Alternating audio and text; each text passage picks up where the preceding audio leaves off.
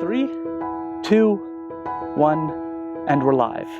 Inez, it is an absolute pleasure to sit down with you. I feel like it is a really good time to be recording this and to be having this conversation because I feel like a lot's going on around us, and it's nice to be able to sit in a quiet location and actually just have a conversation about things rather than trying to pick a side or hear other people's perspectives, just to be able to kind of sit with it and reflect, because I think we both come from different backgrounds, but I feel like we're kind of on the same path, and a lot of people are on our same path of trying to heal and trying to do better. And I really think that that's part of the narrative I think that has been missing, is highlighting what we're doing well in the community and what difference we're making. So one thing that really struck out to me was that your grandparents talked to you about becoming self-sufficient and that drove you towards nursing. And so I'm interested to hear about that and the roots of that story. Right. So I'm trying to remember where I've shared this a few times, and it's interesting that it's crossed your path as well. But I think back to, times around the kitchen table where there were a lot of political discussions happening, or discussion about context of residential schools, and this happened since I was little. You're playing around on the floor, or you're in the living room, and little kids have rabbit ears. I noticed that about my kids, and I've always been interested what the adults are talking about or what the elders are talking about, and you can kind of like half listen. But I remember hearing conversations about residential school and how damaging that was, and my grandmother was very clear with us, even when we came in the room, that children were kidnapped. It was against their will. It was against the parents' will. And that those were hard times. And that circling back to what that means for our people and for our nations, more specifically the Stalo people, that we have a lot of healing to do in order to work towards sovereignty, and even shifting sovereignty right into perspective, because quite often that's not the lens that our people are looking at, because we really, I would have to say, not to our own fault, the colonial perspective is still there, that we're looking at things through the lens of the Indian Act. We're looking at things through proposed solutions through the government, like the treaty process is controversial of in itself. But the conversation always circled back to healing. And my dad still talks about this to this day, about how we need to heal together. We need to come together. What are those difficult conversations that we need to have? And I'm always mindful of readiness too.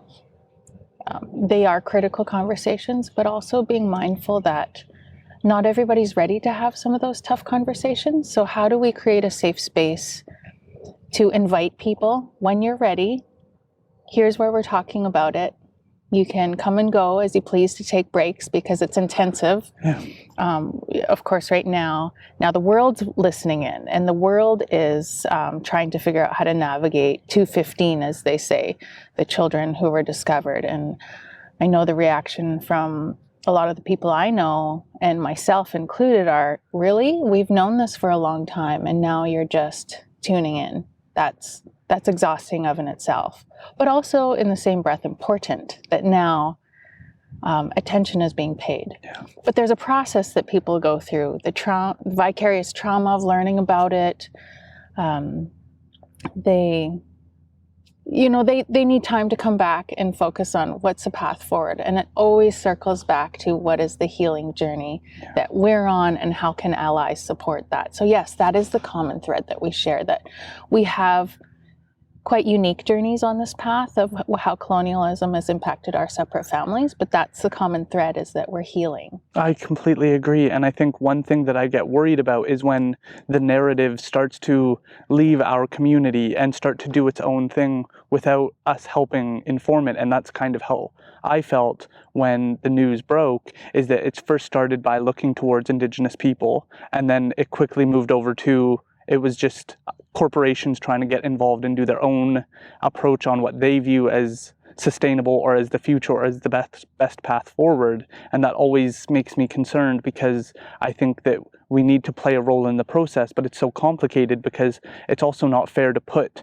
these atrocities to Indigenous people to forgive on their behalf. And I think that you mentioned something along those lines of making sure that you're not putting it back on us to forgive the community and to make everybody feel better about what's gone on. Is a lot of us are still processing that. Mm-hmm. And I think what I hear you talking about is white fragility. Yeah. Quite often, people who have the intention to be allies, they come with a bunch of loaded emotions, which I honor that, everybody goes on their own journey, but we're not responsible to or for that. Yeah. And I think that's where people lose perspective, and that's where white privilege gets in the way quite often. And I love a quote, and I apologize, I can't remember where I learned this, but it's something that stuck with me. Nothing about us without us. Yeah. And I use that in my work because quite often in healthcare, there's allied partners that come in, for example, say Fraser Health or different organizations, or like you say, different corporations that say, hey, I want to throw money at this issue. And I'm always thinking, what's driving this? What's the intention? And what are you going to get out of this? And what are you thinking that you could get out of this? And unconsciously, what is driving you that you could get out of this that you haven't even considered? Because really thinking about the kind of socialization that people bring to the table in their upbringing, worldview, people sometimes aren't even aware of the intentions that they're bringing to the table. And I think having grown up with constantly reminded about those are not our values, this is our values, being reoriented to that. When I sit at a table quite often and I have this prickly feeling, I know it's my, I guess you could say, spidey senses telling me like something's not right here. And and in my professional career, I'm just sort of edging on sitting at different leadership tables, and so I'm trying very quickly to figure out, okay, what is my body telling me? Something's wrong here, but I need to figure it out before I can form the thought, maybe share that, hey, I'm not sure that this is on the right track, or, pose some difficult questions at that table. So I really look to some of the leaders who have come before me, particularly in health, how to challenge those tables in a good way, while also being really clear that I think you're butting up against a boundary here and we need to circle back or slow down. Yeah. And do some consultation, because that's where the values really, we need to have that clear boundaries that, if you're going to do things on our terms and our way, then you need to stop talking and start listening. Yeah. And I find that we have to say that over and over. They just want to talk, and it's almost like they want to hear themselves, and they're hearing themselves sort through their emotions. I'm not here to be your counselor about how you're feeling about your white fragility right now. If we're here to do the work, I honor that you have some work to do, and that's important and sacred work. It's spirit work, but please go do that on your own time before you want to come and help. Yeah.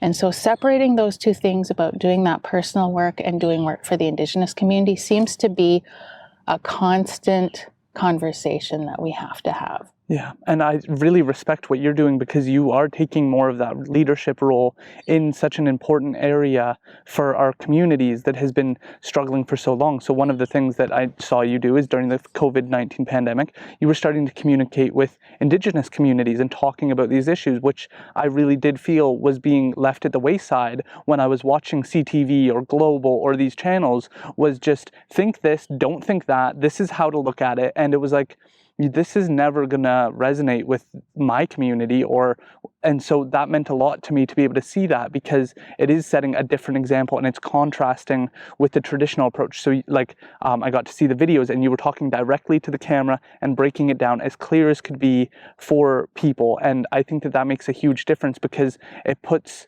the voice back in our hands. And with this podcast, that's kind of what I'm trying to do. Is I don't want to be tied to some big organization that's going to have its own preferences on how I talk about it, on what I say. I want to be able to get the conversation as real as it can be and really understand from your perspective how we can do better and what you're seeing from your perspective, because I think too often it's written in a report, it's communicated to the other head of the organization, and it doesn't reach other people or the community where we can start to understand ourselves how we can do better. And I think you're a really strong role model for so many Indigenous people who have only learned that Indian residential schools happened, the 60 Scoop happened, and if we want to get out of this, we likely need the government's help. And I think that you're setting this example of, I can lead, I can set the example, I can do better, and we can become sustainable ourselves. So I'm really interested to see how you got into healthcare and how you did go to UBC. So how was that whole process set up? Was that planned from a young age, or? I think it was a lot of what I saw. So circling back to that first question where you initially asked that, those conversations are critical and help to set my worldview that here's where we've come from and this is the circumstance we find ourselves in, and that need for healing.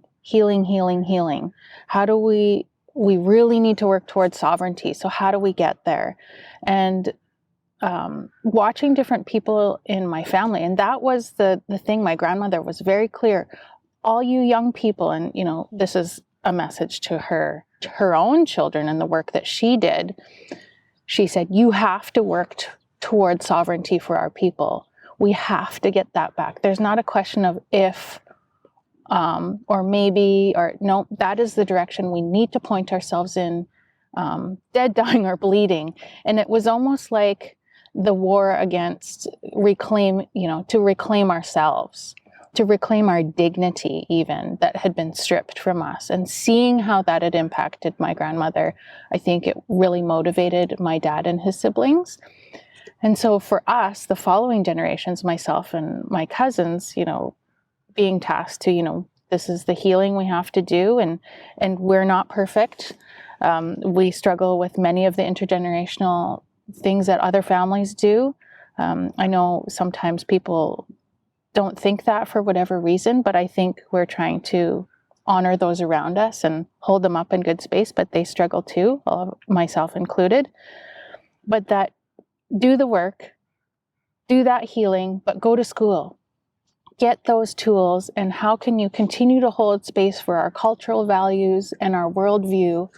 Go to school, find those tools that exist out there, and how can we come back and learn how to integrate them? We might say, oh, this one doesn't serve us.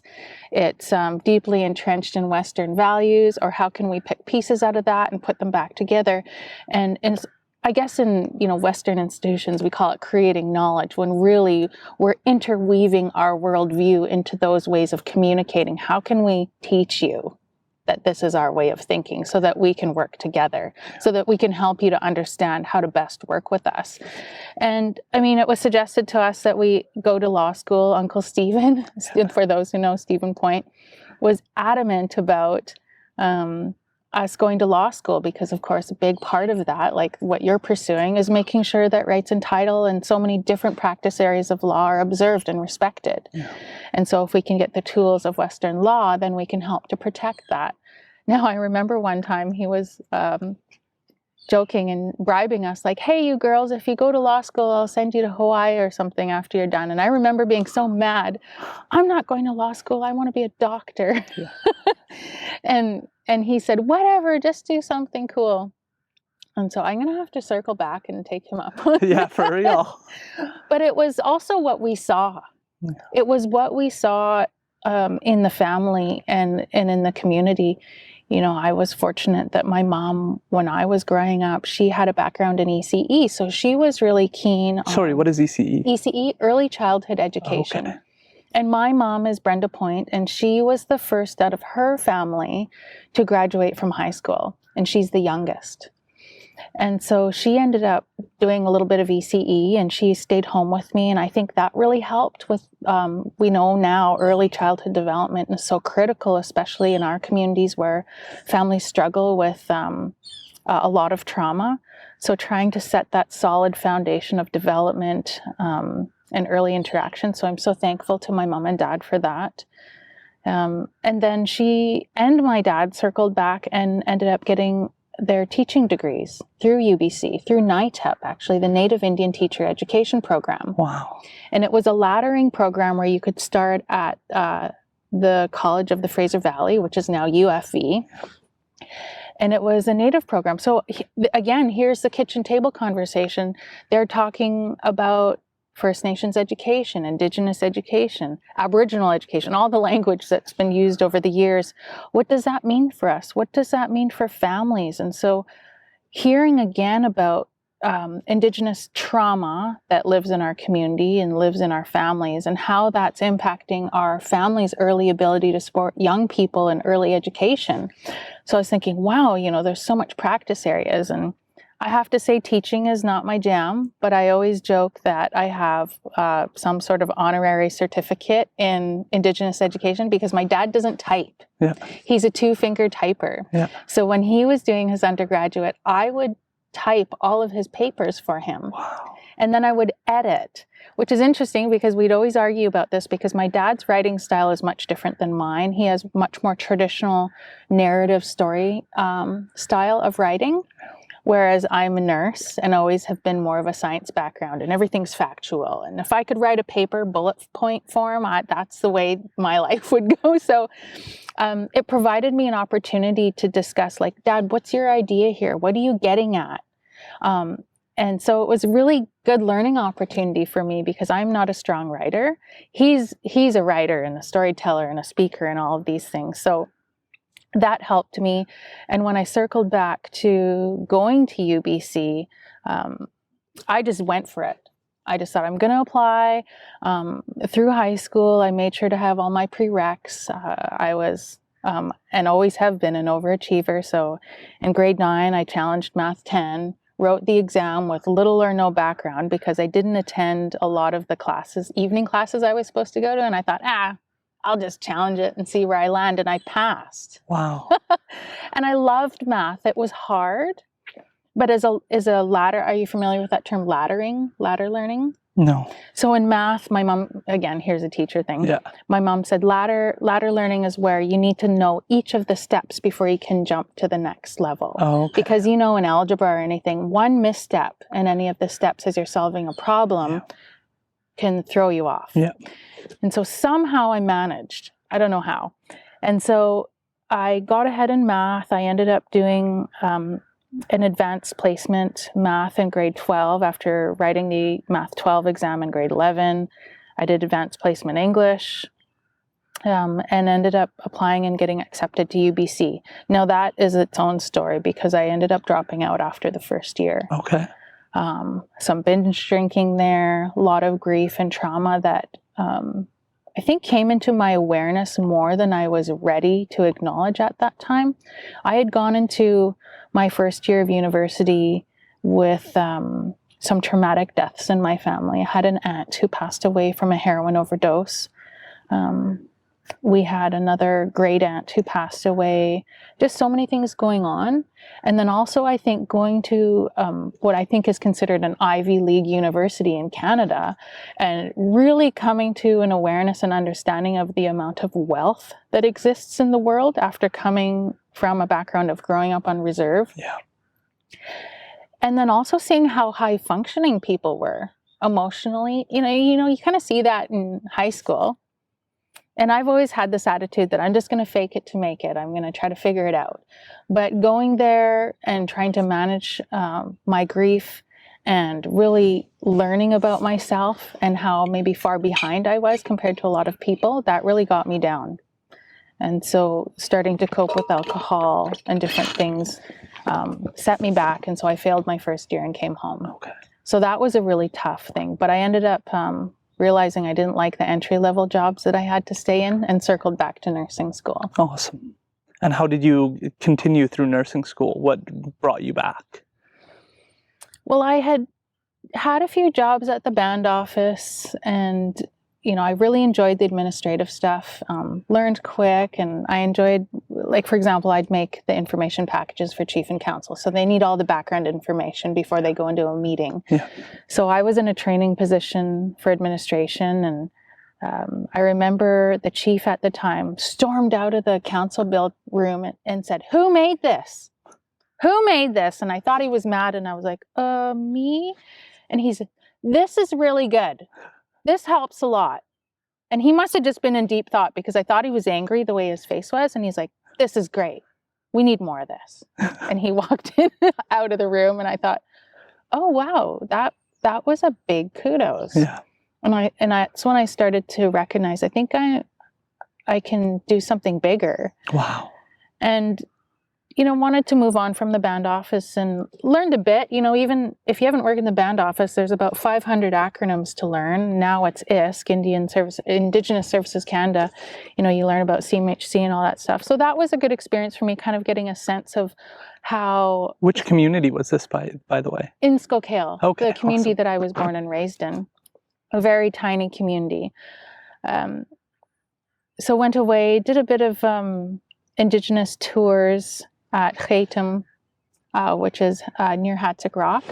And there's a glacier erratic there where our people have stories about a lot of the glacier erratics that were pushed down by the glaciers. But our people have different stories about the Chachals and how they traveled up and down the valley and made the world right, which is a very parallel sort of story to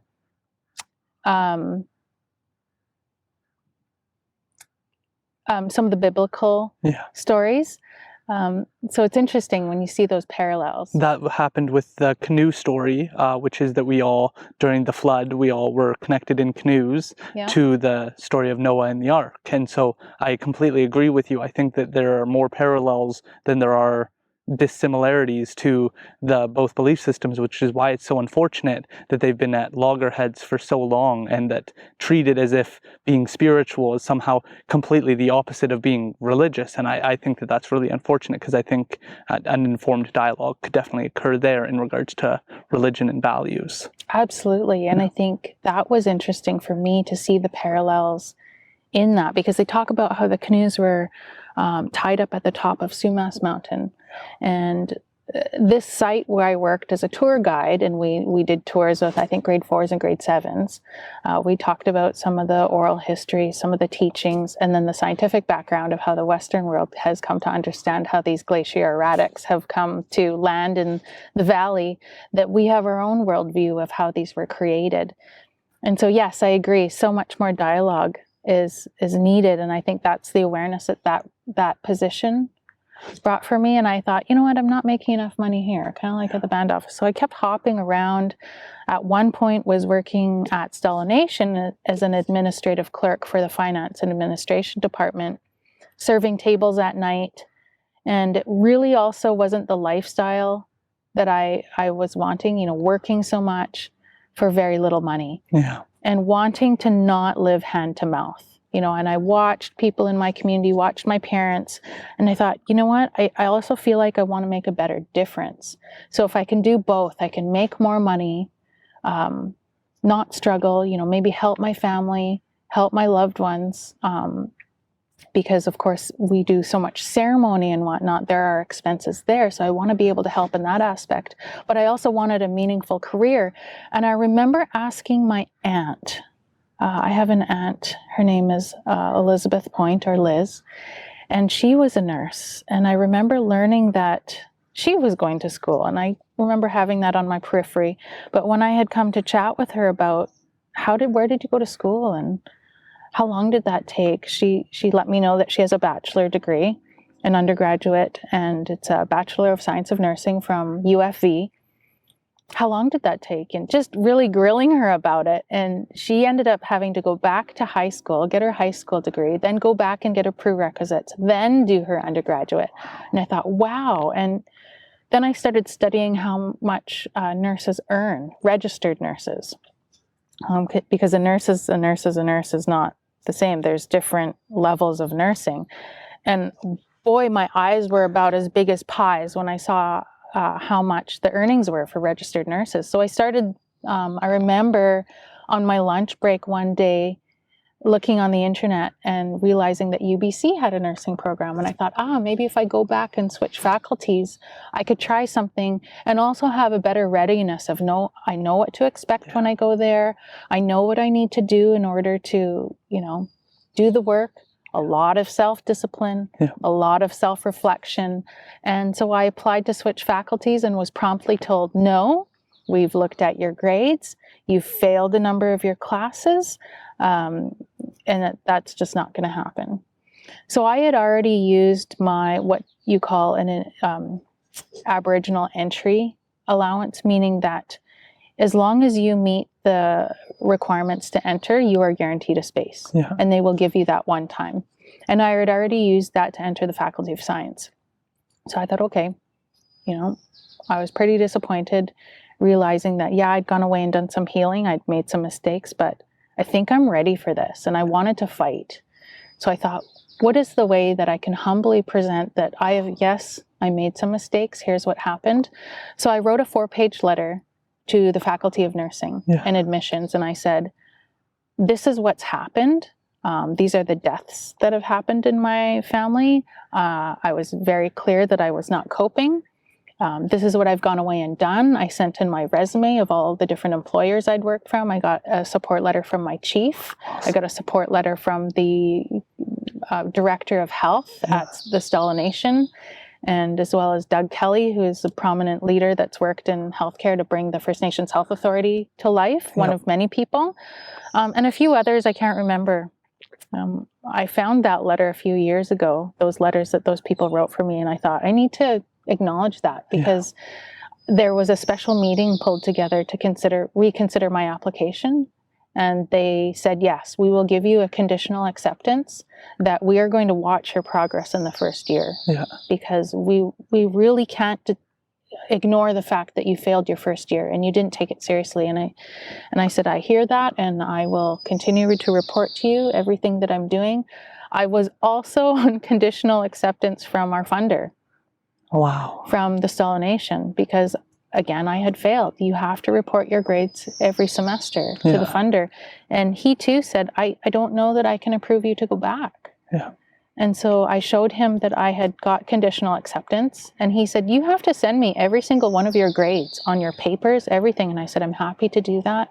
And I understand that I need to be accountable to all parties, ultimately myself. Yeah.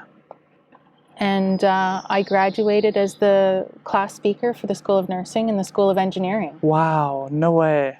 Yeah. What was that experience like, to be able to give those grades back to people and be able to know that you had met your own expectations, but also the expectations of all these people around you? Because that is a story of adversity and being willing to overcome and really take that on. Terrifying. I think, you have to face yourself and you have to face your own failures. And it just for me circled back to accountability that, yeah, I did fail. And it was super crappy of me to let all of these people down, but really I let myself down. Yeah. And I just was not ready. Yeah. I think I was afraid of, if I took a year off, then I was going to get distracted. And that's why I sort of forged ahead to do my first year, not realizing, wow, I was so young and I just didn't have the life skills and self-discipline to get through that. But, when I actually applied myself, I did things like in lecture, looked at my notes. I went back and made notes from my readings. And then I combined those notes into a third set of notes, and sometimes a fourth set of notes where I drew pictures on the wall. And this was in biology, where I used colors, because realizing I had to adapt to my own learning style, and asked for help that, gosh, I'm really struggling. Like, for example, having had such a successful background in math, which is against all stereotypes that girls aren't good at math. And I love bucking the tide on stereotypes, hate being a statistic, that I, again, faced that difficulty in statistics. Like, I barely passed statistics by the skin of my teeth. And at the time, my partner at the time, he had a background in baseball. So stats, he could do stats in his sleep. And he got like an A+ in his class. And I was thinking, how can you do that? And he's just like, there's just some things we're good at and some things we're not. And you're just doing the right thing by asking for help. So I had to get through those things. So there were definitely times where I brought my assignments in with my tail between my legs and I said, you know what? at least I did my due diligence by asking for help, and I made sure I passed this. Whereas there were some times where I had an A and I knew that I bled for that A, literally. You know, there were late nights, there were times where like concepts, like I was making a joke the other day with a meme that like, what's a nephron? And for people with science backgrounds, you'll know what I mean. But a nephron is a component of the kidney that has all these complex electrolyte exchanges and whatnot. And I remember just one night bursting into tears thinking, how am I ever going to understand this? And I had to just have my moment, regroup and say, this is what's in front of me right now. And this is the challenge that I'm being faced with. And this is setting me up to face the more difficult challenges when I go into practice. And it sure did. Yeah. And so I think those were the culminating feelings for me, standing on stage as an Indigenous woman. I also sang a traditional song. Oh, wow. And I thought, this is also going to show them that I'm a person and a human if they haven't had an opportunity to see an Indigenous woman in this light. Yeah. Because even after that in my practice, learning how so many people know and understand Indigenous people to see what they see in the downtown east side. Homeless, drug-seeking behaviors, you know, everything that comes with that. And so really challenging those ideas. And in addition to not just the graduates in the School of Nursing and Engineering, the families who were sitting there with them. And so I think of that often. I later found out that some of my friends were also asked to be valedictorian, and they kept emailing us saying, oh, like, can you do this? Can you do this? And everybody was just frozen thinking, oh my gosh, what do you say to the School of Nursing and Engineering? Yeah. So thankful that that opportunity came to me, and hoping that that influenced the people in the room in the Chan Center. Yeah, that's amazing, because I'd want to go back to your statement about not wanting to be a statistic, because that's something I've actually been thinking a lot about, just for myself, like knowing that I'm the first of my community to attend law school, and to be able to break those statistics of the underrepresentation in attending higher education, but knowing all throughout growing up, I constantly felt like that statistic. I had teachers say, you have like tell my mom, your child has narcissistic personality disorder, they're not going to graduate high school, those types of conversations. And I was in the room sitting there being like, my potential is being discussed without any input from myself. And so looking as a Native court worker at the overrepresentation of Indigenous people in incarceration in the court system, and seeing these people feeling and embodying a statistic and feeling that, because I'd have clients kind of go like, what else am I supposed to do? Like, this is, my family does this, my friends do this, like, where would you have me go? What would you have me do? And it was like, wow, this person really feels cornered in. And I think that's something that so often gets overlooked when we're trying to address the problem, is that when you identify it, you make a lot of people feel like they are just the problem, and they don't see that avenue towards nursing or towards law school. There's this already feeling of defeat when I was working with clients in the Chilliwack and Abbotsford courts of like, this is my life, this is who I am, and being able to offer them resources like First Nations Health Authority counseling through Indian residential schools, and knowing that that was a resource, and being able to say, hey, we can get you a counselor, this doesn't have to be a group program if you don't want it to be, you can work through your own processes, we can get you set up with resources for education if that interests you, we can do these things that are just normal, that you don't have to carry this burden with you. Really change the conversation, because I think sometimes stressing the history can cause people to feel like there's no avenue out. And I'm hoping that people like yourself set that example for how to get out of the rat race of continuing down the same path and not succeeding, because I think Indigenous people just need people to emulate, people to look up to and say, those are the footsteps I'd like to follow in, whether it's law or nursing or other areas that they can make a difference in, that feeling like they are represented on that stage is something I'm really hopeful for. And it just goes to your point about not wanting to be a statistic. And statistics are great to inform us on what's going on, but they can also trap us in thinking that that's how things are and how that things could be. And so I really appreciate you sharing that story, because I think it humanizes the process of going to nursing school, because for some who might not know you, it's like, oh, she went to nursing school, she's this successful person and she just got there and it was easy peasy, can really be discouraging when you're thinking of your own life and your own struggles. Because I have listeners who have faced drug abuse and a drug addiction, and knowing that they can feel represented through other people's stories really helps encourage them to move forward. So I'm very interested to see how that connects with your singer and songwriting experience, because that's something so unique. You've been nominated for 2 Juno Awards. What was that whole process like, and do you still create music? I'm not creating music right now. I've retired essentially from that so that I can focus my energy on my family, because in my career as a musician and a singer-songwriter, it required a lot of traveling, and I have 3 children now.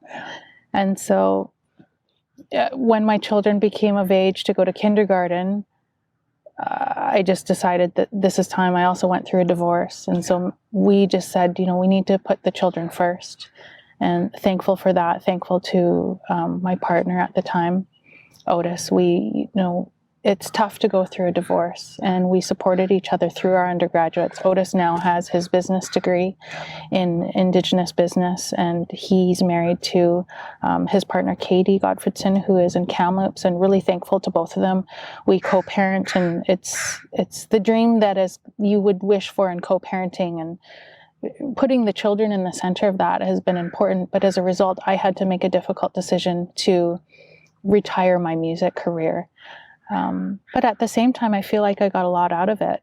So at the time when I was going to school, I like that you point out that, people from the outset may have a perspective of how we're living and experiencing our lives. And I also don't like to glamorize the difficulty. It's okay to acknowledge and talk about it, and I'm happy to talk about it, but I think it's important, like you say, let's not over glamorize our focus on the trauma or the difficulty, but it's important to acknowledge it. Absolutely. And my undergraduate was not without difficulty. Moving away from home was challenging. You live in your little bubble, wherever that is. And for me, it was on the reserve, and, my worldview and my ideas were formed by that.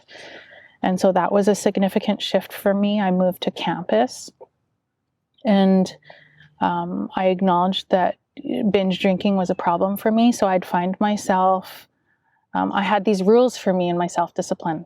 I could go out and party with my friends after I'd finished my midterms. And I also had to do it within reason and safety, not put myself in a dangerous situation.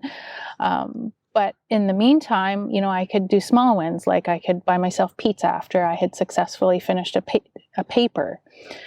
So on these Friday nights where I'm interrupting these bad behaviors I had of going out and drinking, or I would find myself staring at my computer screen on a Friday night at 11 at night thinking, I don't even know what to do with myself if I'm not using alcohol. So how do I live? I was having to explore different ways of dealing with my emotions or even entertaining myself. And I started writing poetry, because at the First Nations Longhouse, they had brought all of these different activities in, one of them being a touring rap group. Wow. Was it Res Official? Yeah, and they were rapping, and of course, rap is poetry. Yeah. And so I was so fascinated, particularly by one of them who could freestyle. And so, for us in university, really you're fine-tuning that sharp wit, thinking on the spot, using jargon to clearly express yourself in a way that you're critically thinking actively while you're listening so that you can form an argument to respond. I know, particularly in your area of work. And so how do you actively listen and critically think at the same time? That is a skill set of in itself. So I'm watching this guy freestyle, and he said, everybody bring an object down and everybody line up, and I'm going to come one by one and I'm going to freestyle. People brought tampons, people brought water bottles, people had a slice of pizza, and he had a whole story he told. And he wasn't afraid of the tampon or the slice of pizza. He told an entire story. So I was so fascinated by his wit and how sharp and quick he was. And I thought, I want that. Yeah. And I was fascinated by his ability to express himself and have a voice. Yeah. Voice is so important for our people because sometimes we're told we don't have a voice and we shouldn't have an opinion, particularly women and children. We're to be seen and not heard. Yeah. I think that's an intergenerational thing from residential school. I also know that in our culture, there's time and place. So how do you weave through those things? So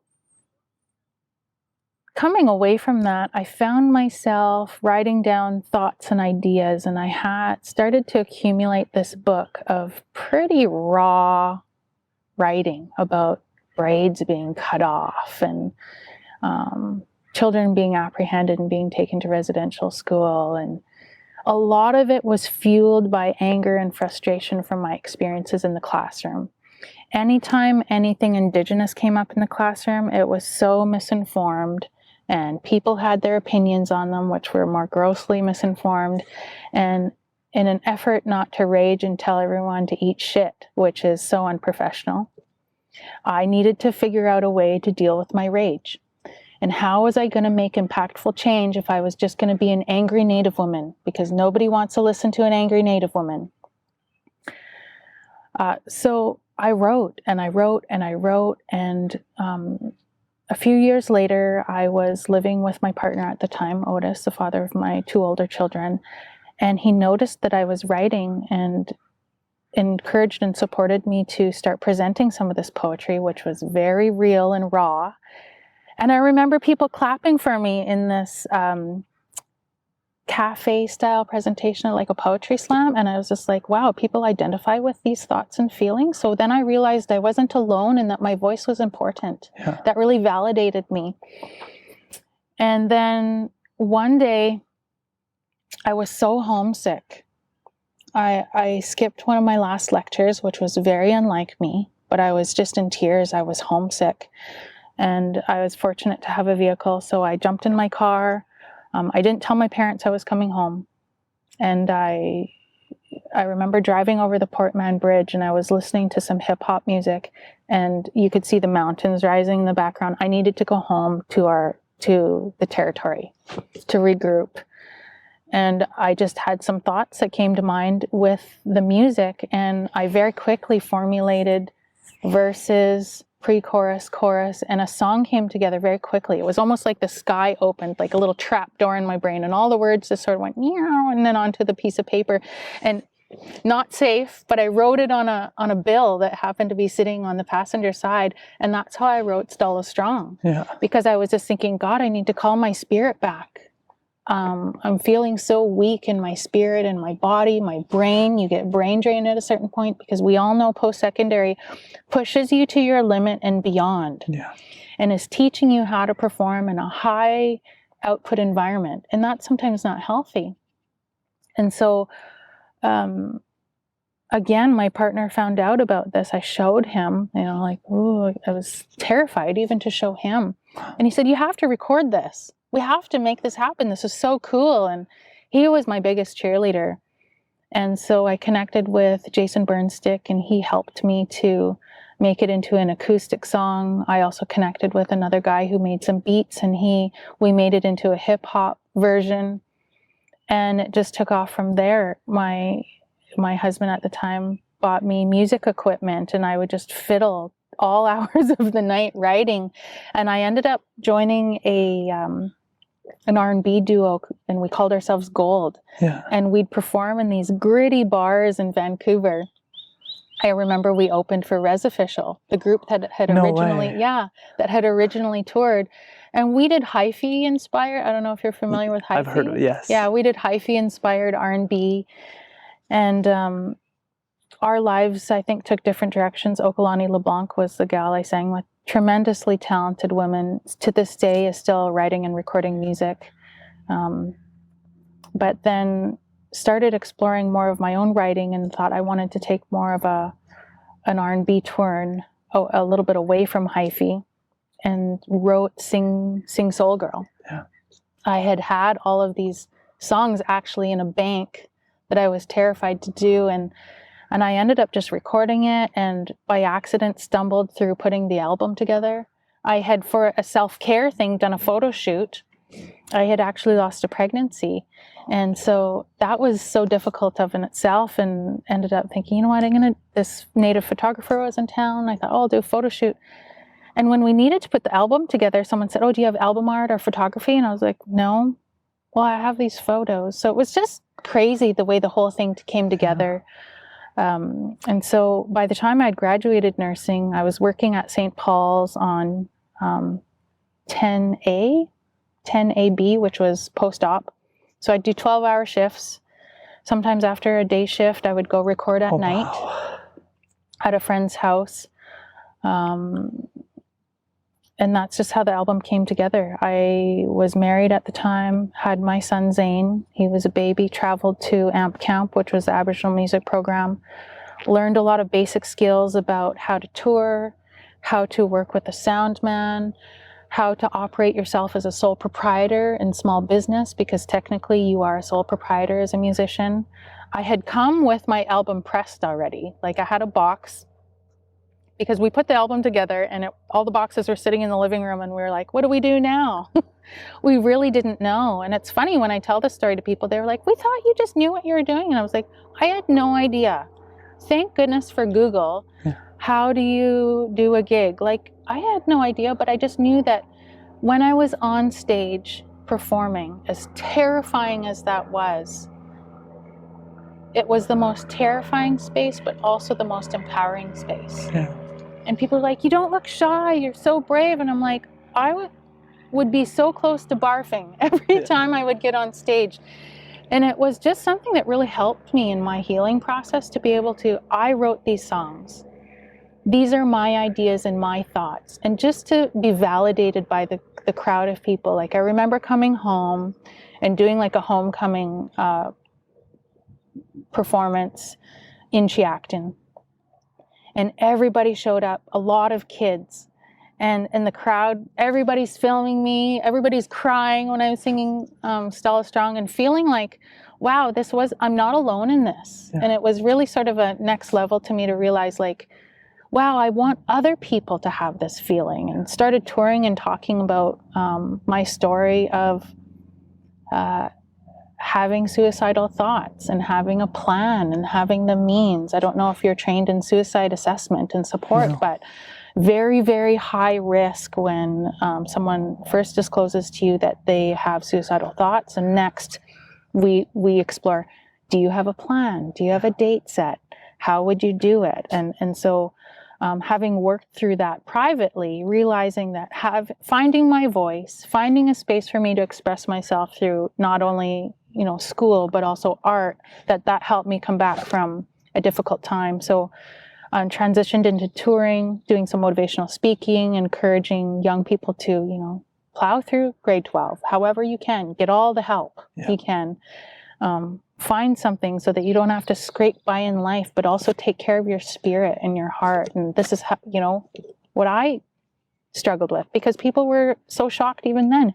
You thought about killing yourself? And I thought, yeah, I've had that thought many times in my life, because that feeling of hopelessness is heavy. Yeah. But how do we then work through that? And again, music was something that helped me with that. So that brought me a lot of opportunity, because as we know, unfortunately, a lot of our people struggle with that. So it brought me opportunity to share that good medicine, share music, and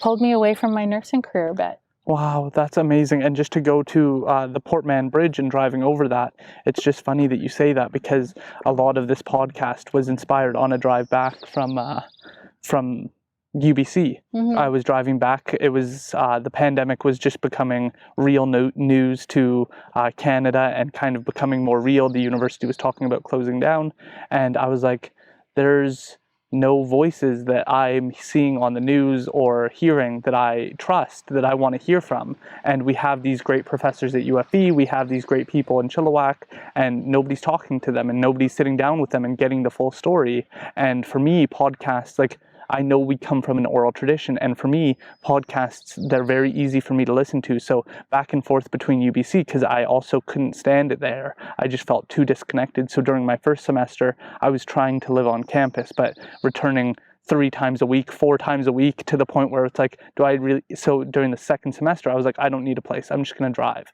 So it's 3 hours drive out, 3 hours drive back each day, listening to podcasts and really feeling connected to the conversation that was going on. And then hitting this point where it's like, I know so many people that would be great to have on, yet I'm not doing it. Why aren't I doing it? And on that drive, I called my closest friend Jake and said, hey, I'm serious about starting a podcast. Are you interested in this? Is this something that you would support me doing? And he was my first guest on the podcast because he's been through so much as someone from Stehalis, struggling, working through university, starting it later than me. We did our whole childhood together, and when he didn't go to university with me, it really created this separation between us, because I could see he wanted to be where I was, but wasn't there yet. And so it put me in this position as being a role model, helping him apply to Stehalis for funding, helping him apply to UFE, explaining the process, explaining what the courses are. Now he's starting his first year of law school, a couple years behind me, Wow. but he's been on the same path throughout. So it's been such an honor to be able to have the conversations that I'm passionate about, but it was in the exact same circumstance as you, as heading back from UBC, being like, what am I doing? Because for me, the people at law school, my peers, they don't feel like peers. They feel like competition. And when I came back to the community, I'm supported, I'm respected. People don't see me as competition, and that's constantly how I felt out at UBC. So it really did feel like this is the place to be. And so I've continued. I was lucky, in my opinion, to have COVID come, because it just reinforced doing school in the Fraser Valley, staying here and not having to be in that environment. And so that was kind of my experience with that. But I'm so grateful to have you talk about your role with hip hop and music, because for me, and seeing a lot of Indigenous friends on reserve, hip hop and rap are actually like the strongest musics that you're going to hear. It's going to be Eminem. It's going to be these type of people that have a similar lived experience that I don't think gets acknowledged enough. I think people like Eminem, they have songs that I don't listen to, but they also have songs that I think a lot of Indigenous people really understand, because it's starting from nothing, having people in regular society not respect you, not give you the time of day, and finding a way to come out of that. And so all of my favorite music is hip hop rap, because it talks about this, like all my favorite rappers have started from nothing, known what it's like to not have food on the table, to be able to sing in front of thousands of people that are crying because of the relationship that they've had. Because I listen to these rappers all the time and they have no idea who I am. And if I did go to one of their events, I'd probably be very emotional. And again, they'd still have no idea who I am, but their lyrics impact me on such a deeper level that I'm seriously considering starting a YouTube channel just to talk about my favorite music and why I find it relatable, because that's something I think music really misses out on. We all have our favorite music, but we don't get to share it enough. There's never an appropriate time to be, stop talking, we're going to listen to this song and I'm going to tell you what I think this song means to me and my community and our circumstance, because I think we have a lot of connection with the African American community based on the struggles they face. So all of my favorite rappers come from that Detroit, Michigan life of not having enough. This podcast was inspired by Big Sean, who wrote a song called Bigger Than Me, and really coming out of poverty and realizing this isn't about just making money. This is about fixing my family, fixing the trauma we've been through, addressing these issues and helping the community do better and representing it in a positive light. And that really encourages me, which is why it's called Bigger Than Me, is because that whole mindset of doing better and setting a positive example is really something that's important to me. So I'm actually interested, who are some of your favorite rappers and why? Or musicians? Oh gosh. When I grew up, I listened to a lot of R&B, and I remember when we would travel to the States, because I grew up paddling, I really enjoyed listening to the music in the States, because a lot of R&B and hip hop didn't make it to Canadian radio because of SOCAN. And of course, they want to make sure Canadian music is at the forefront, which I think is important as well, but it also filtered out a lot of good music. And so I remember listening to The Cube 93.3 and just being like, oh, wow, this music's so cool. So like at the time, Quad City DJs, which are of course down in the South and Virginia area.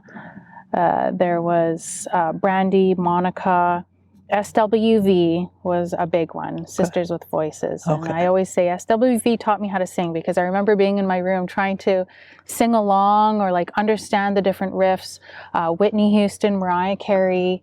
And then at that time, there were a lot of rap features starting to come out. So I remember Old Dirty Bastard was on there, thinking, wow, this guy's rank in his style, but just a lot of them in their approach were just talking and telling a story. And I mean, a lot of it was related to love or relationships, but then I started listening more to Tupac and Biggie at that time, and not really a fan of East Coast versus West Coast and all that shit.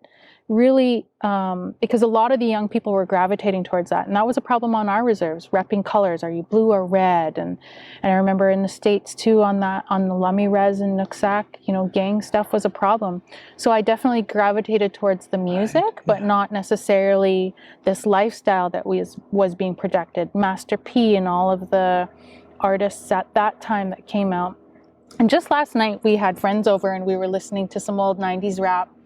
And we're like, oh yeah, I remember this song, or this guy's awesome. And I said, you know what's so messed up is how disrespectful the music was to women and still is. Yeah. And how I love this song, but there's elements of this song where they'll be like, fuck bitches, or, you know, whatever. And I'm thinking, this is so out of left field, and I can stand here and dance and sing along, and then that part comes up, and I'm just like, a lot's changed, and a lot has come into our awareness. Yeah.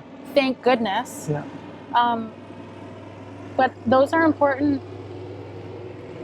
things to acknowledge. And, you know, listening to music with my children, I try not to filter too much from what they listen. Of course, it needs to be age appropriate, but I also think it's a good conversation to have. Yeah. I'm like, oh, did you hear that, what that guy said in that song? Yep. What do you think about that? And, you know, my son's 12 and he'll be like, I don't know. And I'm like, well, think about that. He said this, this, and this. Do you agree or disagree? Or do you have a thought about it? And he was like, oh, I guess that's not very good. And I said, yeah, I think it's important that you're going to hear a lot of music in your lifetime. People are expressing ideas for whatever reason, whatever thought they're coming from. But you just know that a lot of it's not good. Yeah.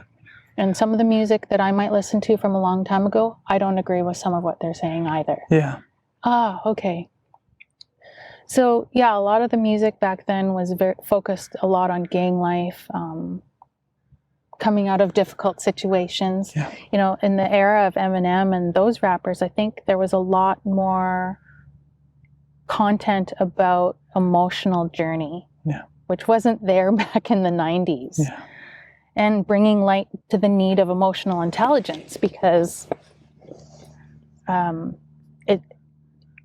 we find strength and we find light at the end through vulnerability. And I think a lot of MCs were not comfortable going to that space of vulnerability. They were still in the 90s projecting this toxic masculinity where I'm strong and I'm packing and don't F with me and don't come through my hood, or, you know, don't front and all this stuff. And I think a lot of people in res life identified with that. Even, you know, my husband, he's from Samson Cree First Nation, which people might know as Hobima, and there was a lot of gang activity, and unfortunately continues to be. It's not as bad as it was, but a lot of our reserves gravitated to that music, not in a good way. Yeah.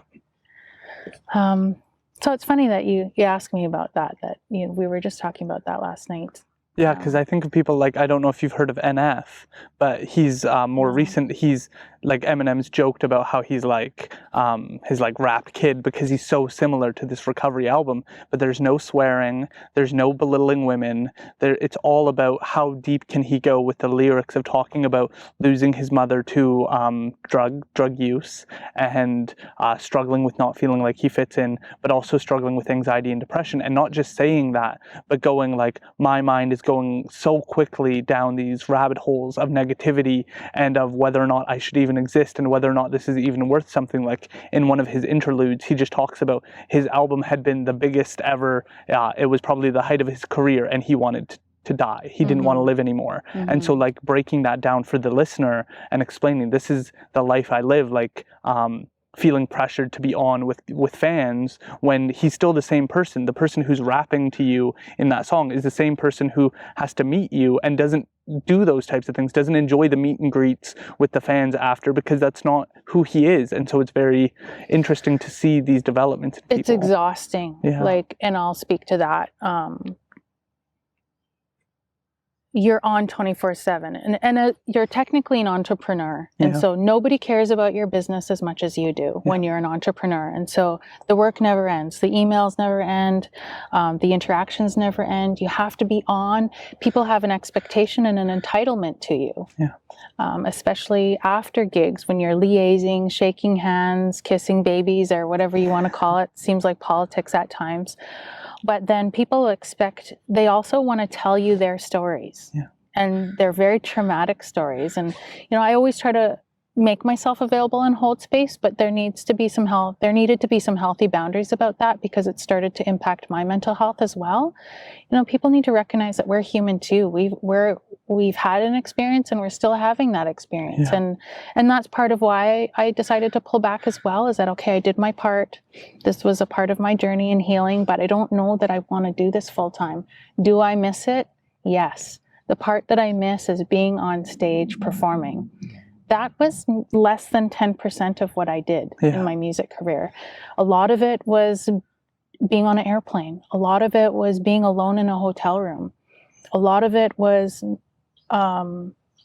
late nights and, after having children, making sure that their needs were met. And so my business slowly became last priority because I had to make sure I was doing that. And sometimes I couldn't do that. And that was tough. And my husband at the time had to pick up the pieces. And so we had to take a really quick inventory and say, is this feasible to continue? And at the time, my career was just starting to take off. I remember being in Winnipeg, and I remember we had rented a car to drive around. I had a young woman who was traveling with me as a nanny. So the baby was in the back, and we were going through the Tim Hortons drive-through, and all of a sudden my song came on the radio, because they have 2 Indigenous radio stations, and they play all music, not just Indigenous music. But there I was on the radio. And, I was in Winnipeg a lot and doing a lot of interviews on the radio. I would do guest features where I would do this report on the weather as a joke and different fun things like that. We'd be driving around and there's my face, like this huge, massive billboard. And so things were, and that's kind of messes with your head in itself, because a lot of people are like, oh, you're famous, or, oh, you're, your household name. Like, I couldn't walk down the street in Winnipeg with people like being like, oh, it's Inez.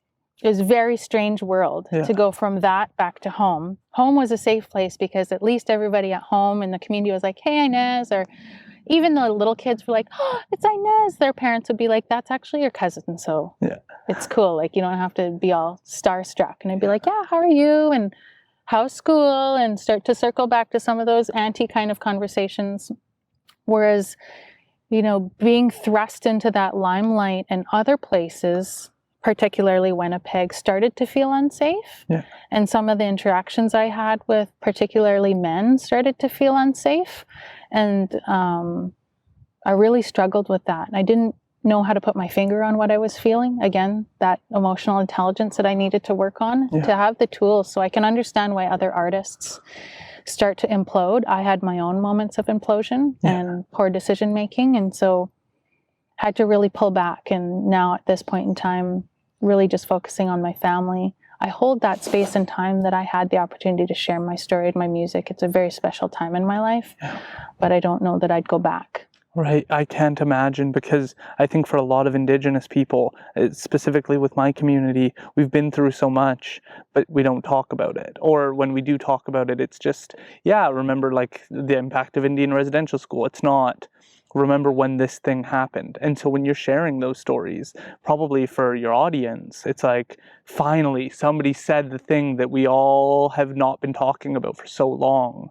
And so what were those interactions like for you to have to greet some of your own community when you're at Stolo or at Sheakton, and sharing your story and your song, and having that impact for a whole community to be able to be like that sigh of relief that the thing that wasn't being said for so long was finally said? I think I just saw relief for them. like it's a weight that everyone was carrying. Yeah. And I mean, I think my experience coming back to community and performing was just one small thing. Like, I guess I don't see it as a big thing. I think certain people see it as a big thing. Everyone experienced that differently. For some people, my music didn't really land with them, and that's okay. Yeah. For other people, they still contact me and buy CDs because they're like, every time someone hears a CD, I give it to them. And as obsolete as CDs are, people still call me personally and ask me, hey, I got your number from so-and-so. I need to buy another set of CDs because I gave the whole set away to my niece or whatever. And I'm like, great, if that's still landing for you and is impactful for you, great. And for that, and it's individual, and that's private space that I hold for those individuals that are still in touch with me. Even the odd time I have a vendor online that ships internationally, and randomly they'll email me and say, we're out of CDs. And I was like, how is that still happening? I guess I've moved on from it, but there's other people who it still resonates with. Yeah. And I think when I've done shows where I'll dive deep into what the song means to me, and people will listen to it back and go, oh, wow, I didn't hear it like that. Yeah. They might have heard it in their own way. Like, there, on the Sing Soul Girl album, there is a song where we talk about the disconnect between the elders and the young people. And traditionally, the elders sit back and wait for the young people to go to them for knowledge. And that youth, from our perspective, sometimes we lack the confidence or how do we access traditional knowledge? And we don't know the protocols, or we don't want to upset the elders by asking the wrong question or upsetting them because we should or should not talk about residential school. Like, it's just such a loaded tension in the air. And the song literally is acknowledging that tension in the air there. And when I explain that, you could just see the crowd like, oh, you really put your finger on the issue there. And for some people, it just was like, and that's okay. But it was such an important thing because that was an experience I had, that sometimes I was told, oh, you're not asking the question in the right way. And I was like, well, I'm sorry, my intention wasn't to be offensive, but I'm interested to learn. Yeah. And thank you for correcting me so that I don't go do that with other elders. Yeah. And that was elders in my family. But some of us don't have those connections to any elder, right? And so that's where the disconnect lies, because I've heard that rhetoric from elders saying, oh, these young people, they're not interested in culture, or oh, they don't care. And gosh, no, we just don't know. We just don't know. So let's have this dialogue about why there's a gap there. I'm really grateful that you brought up elders specifically, because I've mentioned it to a few guests who don't know as much about Indigenous culture, but I think it's one area where we get to have we have the upper hand on Western culture, because we actually respect our elders. And if we learned anything from COVID-19, it's that being in a care home is not the place to be during a COVID-19 pandemic because of how seniors are treated in Ontario, in Manitoba. They've had a lot of problems with how their senior population has been cared for and treated, and same with New York. They were very much pushed aside. And getting to speak to Spencer Huskin, who's a sociologist at UFE, he was talking about how you can see a little bit of capitalism in that decision, because seniors don't offer anything of fruit to the economy anymore. And so it has nothing to do with whether or not they have knowledge to share. It's that European viewpoint of what a contributor to society is, and that's a consumer, that's somebody who's at a job. Those are what we value. But for Indigenous people, being a Native court worker and getting to see Indigenous people in jail and being incarcerated, but still wanting that elder support, still wanting me to bring in an elder into the Chilliwack courts so that they have someone to be by them, is a complete contrast to how seniors have been treated during the pandemic by European culture. And so I'm really grateful that you brought that up, because I don't think many people understand the respect that elders are given in our culture. And so could you elaborate on that a bit, and what your experience has been with elders? I was raised in a family with a very strong matriarch system, and that there's no questioning that the women are in charge, that there are certain women in charge. And in our family particularly, it's my grandmother as the knowledge keeper and the carrier of the Chilangan, which is the rights to various traditional things, and that there's going to be women who will be next in line. But that's not the end all be all, that we all have different roles to support that, and not to look at it through a capitalist or westernized lens, that that's the top person or that that's the person at the top. It's actually inverted. This is a person that's holding up the group. Yeah. And it's almost like a formation where we're all holding hands. And so if there's a link broken, it's not that because I'm not the next matriarch, so to speak, that I'm any less important. I'm still a chain in the link. Yeah. I'm still a link in the chain, so to speak. And so that everybody has a role to play, and it's important. And we need to abide by that, but acknowledging that it's quite different than the patriarchy that exists in Western systems. And so even more so important for women to speak up and to speak to that, and how sometimes that can get mixed up with feminism, Western feminism, which is a response to westernized patriarchy. And I remember finding a paper written about Indigenous feminism, and I just thought, this is not quite, I think I recognize the intention of whoever wrote that paper, but not realizing that it's the oppression of Indigenous women who are some of the key elders in the community that we need to be listening to about that matriarchal system that exists. And so that's more so about the Indigenous elders in the matriarch system, but also the different roles that are played by men and women in community. And they align quite closely with traditional roles played by men and women in Western society, but they're not looked at in the same way. And so I think that's where things can get mixed up. And so when I look at some of the elders, and I remember my grandma telling me, you serve your husband, bring him tea, plate his food. And I remember thinking, I'm not doing that for him. He can do it himself. Yeah. And, slowly over time, coming to understand that if I look at it through a Western feminized lens, then I will feel like that takes away from me, because he also has a responsibility to hold me up from his role and what he's doing. And removing that disrespect from, as the lens I'm seeing everything through, that there's nothing wrong with that. Yeah. Especially when you look at it through an Indigenous lens. And that's what our elders were trying to get us to see. And that's tough because, again, circling back, that some of our young people don't have access to elders. Yeah. Some of our young people don't know how to approach an elder. And sometimes elders are very strict and narrow about how they want to be approached, and that can create a barrier as well. Knowing that they're carrying some can be carrying a lot of traumatic experiences, and so they offer things in one way, and that's okay. But we also need to know how can we be respectful based on what their needs are. Yeah. It's a loaded issue. I don't know that I have all the answers or all the perspectives, but that's been my experience with elders. And I just try to put my best foot forward and be brave and beg for forgiveness, because I'd rather have a connection than know that, I second guessed myself too many times, that I just lack the confidence to just ask, or to ask to have space, or to say, hey, please, maybe you can teach me the best way that I can learn from you. Yeah. Some of them want to be talked to only on the phone. Some of them, let's have a video chat. And I'm like, oh, wow, you know how to use Zoom? Cool. Some of them are like, I don't know that technology stuff. Yeah.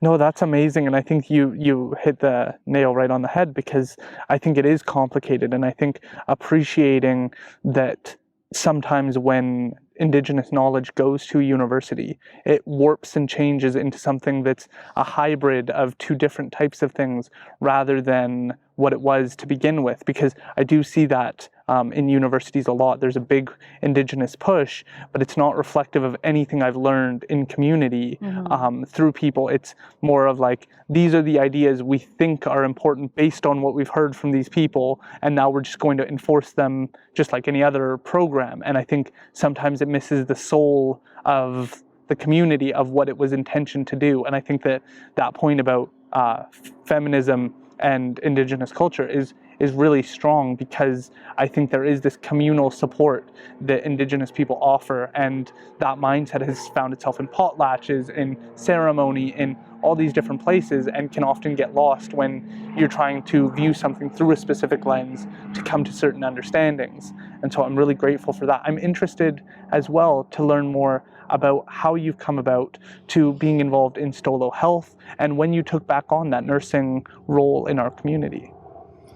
Well, going back to when I had graduated and was doing music, my husband at the time and I were living in Vancouver. He still had a year to finish his degree at UBC, and so we decided to stay, and I took on a job at St. Paul's Hospital. And I worked there. I was there for about 9 months, and the health director phoned and said, "When are you moving home? When are you moving home? We want you to work here." And I said, "Well, we're not quite done here in the city. Otis has a year to finish his degree." And he said, "Well, can you come and start orienting?" This was my first experience with learning about how difficult it is to recruit and retain nurses in Indigenous healthcare. And so I worked on a schedule, 12-hour shifts, 4 days on, 4 days off. The first 2 days were 7 a.m. to 7 p.m. Oh. The latter 2 days were 7 p.m. to 7 a.m., so night shifts. Yeah. So I would come off of a night shift, I would sleep as long as I could, and I would drive back to Chilliwack, and I had signed on with a contract with Stella Health to start orienting, because of, people think nursing is nursing, similar to the different roles or levels of nursing. It's similar to military ranks of who has more training. Just gonna wait till this chopper passes. And the reason for that with the ranking is that when you're in emergency, you have to very quickly all fall in line about who's in charge and who's training trumps who's, and that's about decision making.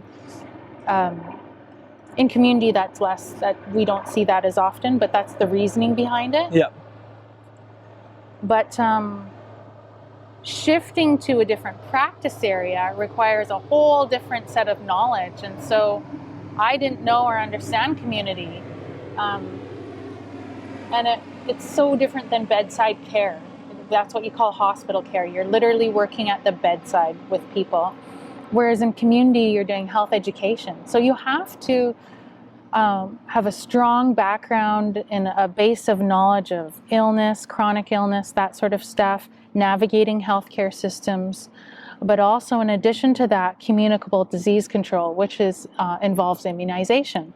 So I had to become what's called a certified immunizer, which is a whole different level of certification. So my time was consumed there with studying, preparing for a different exam.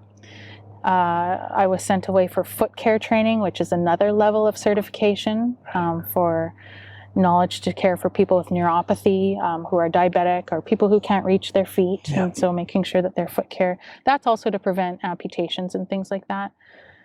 And I almost considered quitting nursing, because at the time I came into that role as an anti-vaxxer. I was against vaccines. My knowledge was that the government was here to kill us. They didn't want us. They were here to take our land, and part of that was giving us vaccines. Yeah. So when I learned that, part of community health nursing is vaccinating people, I remember my aunt at the time, who was my supervisor, said, "Okay, clinic's coming up on this date. We need you to come into this room, and you'll be observing and working alongside this other nurse." My gosh, I ran out of that room crying. The nurse was putting needles in the baby's legs and putting vaccines in them. And I had to face this worldview that I had about vaccines.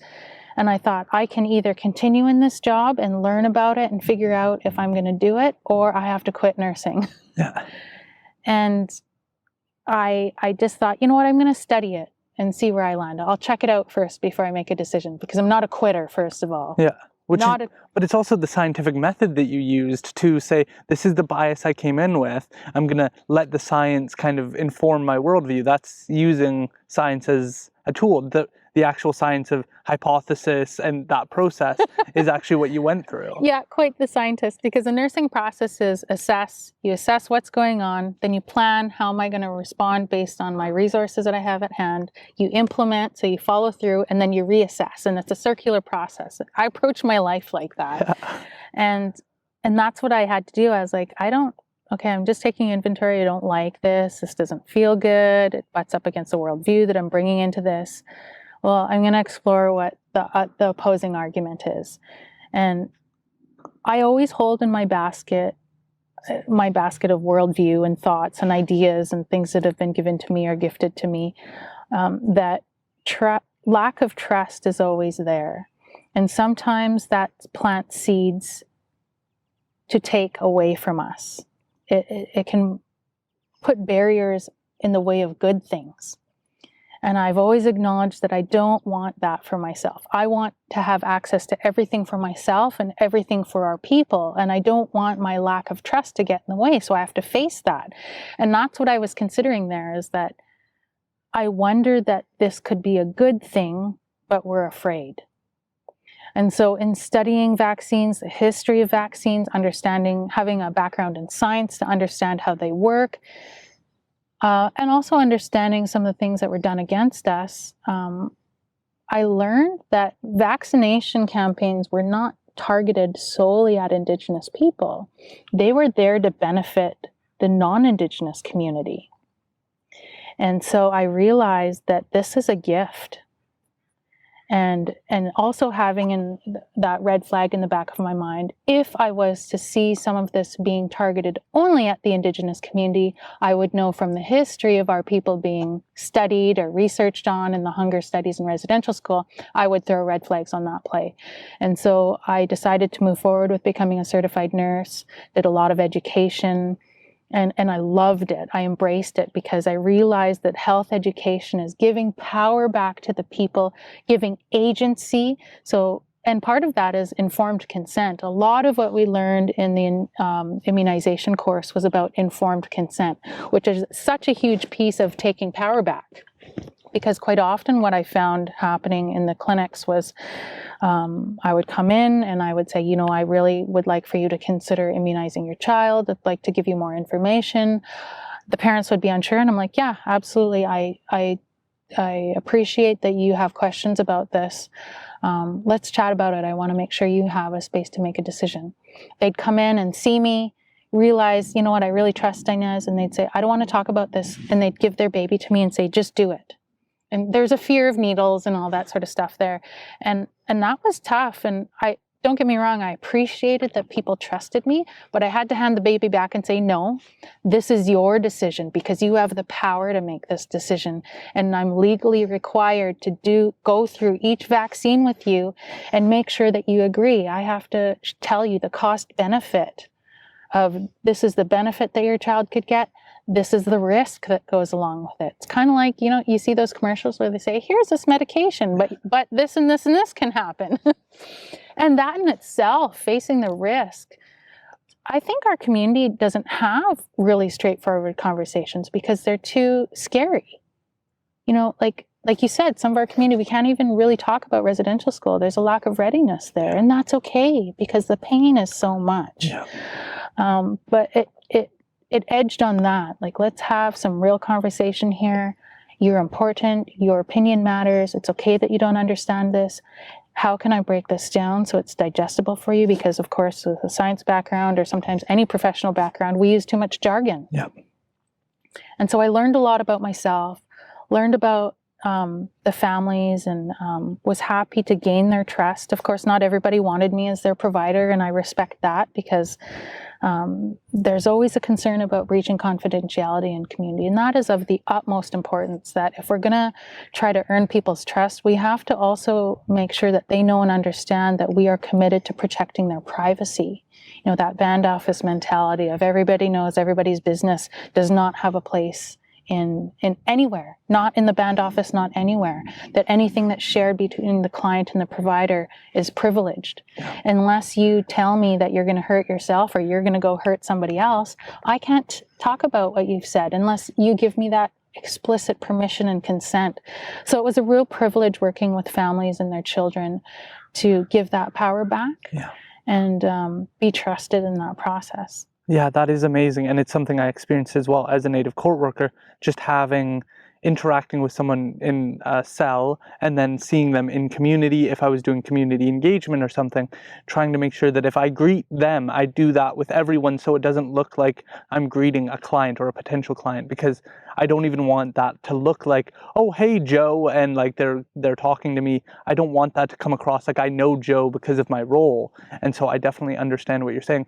What, coming into the pandemic, what was that whole process like? And was it you from the get-go, or how did that all come about? I think it brought back, so just like when I was saying I had to really step back and use this open lens to assess what was going on, I had red flags on the play right away, because here we know there's a new vaccine being developed.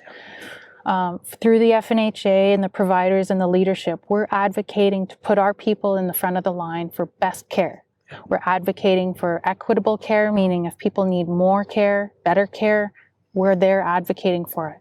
Now with this new vaccine being developed, we want to put our people at the front of the line, but also don't want it to be perceived or actually putting our people at risk. So it was such a tricky thing. And I think for me, I can tend to be an overthinker, and I want to help. So I spent many late hours reading all of the literature, reading the process of developing the vaccine.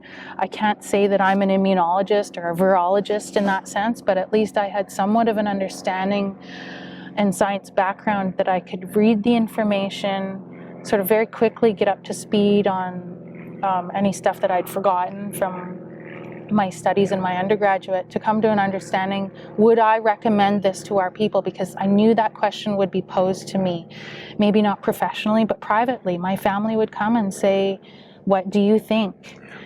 And so I studied, I sat in on UBC lectures that were most of them were physicians, and they talked about family practice, how they were approaching COVID in their family practice, and listening to the BC Centre of Disease Control and some of the experts presenting through NACI, which is the National Centre which reviews and approves immunizations. Yeah. And I mean, some of it was over my head. I had to go away and do some studying, but I wanted to stay ahead of the curve so that I could at least throw my opinion out there and to space to see who was going to listen. And that's how it started out. So I just did it on a whim one night with the lives, because part of what prompted me to do that as well is that I just saw so much fear and misinformation circling on Facebook. As we know, there's so much misinformation on social media anyways. Yeah. All of a sudden someone's a scientist and they've been a stay-at-home mom their whole life. Like, come on, this is not a reputable source. Yeah. Where do we find reputable information? That was the question that started to come to me. And I said, you know what, I don't know, but I'm going to find out. And that's where one evening I thought, I'm just going to go live and say, let's acknowledge that we all have these questions. Let's acknowledge that there's some work in front of us. I don't know who's going to be doing that work, but we'll look to the FNHA. We'll look to our own people. Let's acknowledge that there's some fear about this, but let's move forward with the intention to protect ourselves. Let's not make poor decisions based out of trauma or our fear. And I circled back to the health director, and I just said, because I was doing it from my personal Facebook, and I said, what do you think if I do this live? And I presented somewhat of a structure similar to what you had sent me for the podcast. I said, this is where I plan to source my information. It needs to be from reputable sources. I'll look at it through my lens to make sure it's a good reference. I will source information from the BC Centre of Disease Control, NACI, as well as the FNHA and Fraser Health, and make sure our people have equal access to that, make sure it's safe for them. And they just said, go ahead. And they gave me full reign to speak to that, which I felt so thankful not to feel like my hands were tied. Yeah. And I just said, let's talk. Ask me your questions. What do you need to know? Recognizing that watching the news can be so stressful. I loved it, quite frankly. Like, I would just sit there every day and wait for Dr. Bonnie Henry to talk, and it was so nerdy. I was able to live in my nerd, like full nerd. That's what I always say. Nerd life, that's the best thing. Let's take all of our knowledge and put it together. And so I was so excited every day to watch the news. All day had the news on in the background. I'd be like, oh, what does that mean? What is the, is that a corporate message? Is that the news spinning things? And I'd go and study something, and I'd make notes throughout the day. And that's how I would make my script for my presentation. And also people were inboxing me, and I would say, ask questions live, and or inbox me and let me know what you want to hear, or if you want me to go circle back and explain something. And so, I mean, I couldn't answer a lot of things live. Some things I could speak to a bit, and I'd just say, you know what, give me 24 hours and I'll come back to you and answer that question. Yeah. I ended up having to do some disclaimers on the presentation about that this information is specific to the Fraser-Salish region, which, according to Fraser Health, is the Fraser region within British Columbia, because people were sharing this information as far as like Manitoba. It was getting shared to the US, but some of the core messaging about following precautions in the pandemic, about hand washing, even early discussions about mask wearing, when people were debating that. I just said, you know what, I shared the decisions I was making. I sent my children back to school. That was deeply controversial, but also acknowledging that people are making their own decisions based on their own circumstances. So, you don't need to follow me blindly. You need to go back and look, does that decision fit for my family? And if it doesn't, we support you to make those decisions. I'm not here to tell you what to do. I'm here to tell you these are the considerations you need to make, and go away and make those decisions on your own. And I loved it. It was probably, I felt like I had arrived in my career, that I was able to leverage the knowledge I had and pull together some of the knowledge in community, host some knowledge keepers to be interviewed. We interviewed a number of people, the health director, some people at Fraser Health, some physicians and whatnot. And it came to an end, and that the position came to a close as well. And so now I've moved on to work as a health director for the Chiam First Nation. But able to bring my knowledge there. But I think that there's a start, begin, middle, and an end to that live, that really, I think there wasn't much more to talk about. It ended up being that we could really pick apart or split hairs about some of the scientific changes. But as long as people were in the groove of how to protect themselves, that's what mattered to me. And also to consider and discuss in a safe space, asking all those difficult questions about vaccination. I'm promoting vaccination. I'm very happy with how First Nations Health Authority, I'm sure with your involvement, chose to limit the access to reserves without evidence. Like, you needed to have some sort of reason to go onto the reserve, which hasn't been the case ever. And so I really feel like that made a difference, especially just for keeping communities safe. But I'm just interested to hear your thoughts on some of the mistakes that were made, because to me, the information regarding mask wearing was handled really poorly across North America. And the reason that I have frustrations with it is because I know how vulnerable communities are, and I got to see a lot of my friends who don't have that post-secondary background really, really start to go, okay, I don't trust what the government's saying anymore, because we got this, you don't need a mask, wearing a mask is stupid, like, why would you do that? It's not going to help anything. But even if you cover your mouth when you're sneezing, it's going to do something. So that idea seemed a little bit off. But then hearing we do need to wear masks, and that's the number one priority. But the reason that they were telling us to not wear masks in the beginning was because they had a shortage. And that was one of the points that was made later on. And Dr. Bonnie Henry has since ever denying the efficacy of masks, even though we have her on video saying that masks aren't going to help. And so for me, just seeing it from that perspective, I was really a little bit frustrated, because no matter what, in my view, the government needs to be honest with us, specifically as Indigenous people, but to their constituents, regardless of whether or not it's good news or bad news, because using sleight of hand on your community is really dangerous, in my opinion. And I'm just interested to hear what your thoughts on that were. So two things, and I'm going to circle back to what you said about FNHA controlling access to reserves. It actually wasn't FNHA. Okay. Each community has a sovereign decision to determine how they want to manage access. So it's actually Chief and Council which is in charge. And they were prompted to make some considerations based on what they thought was best fit.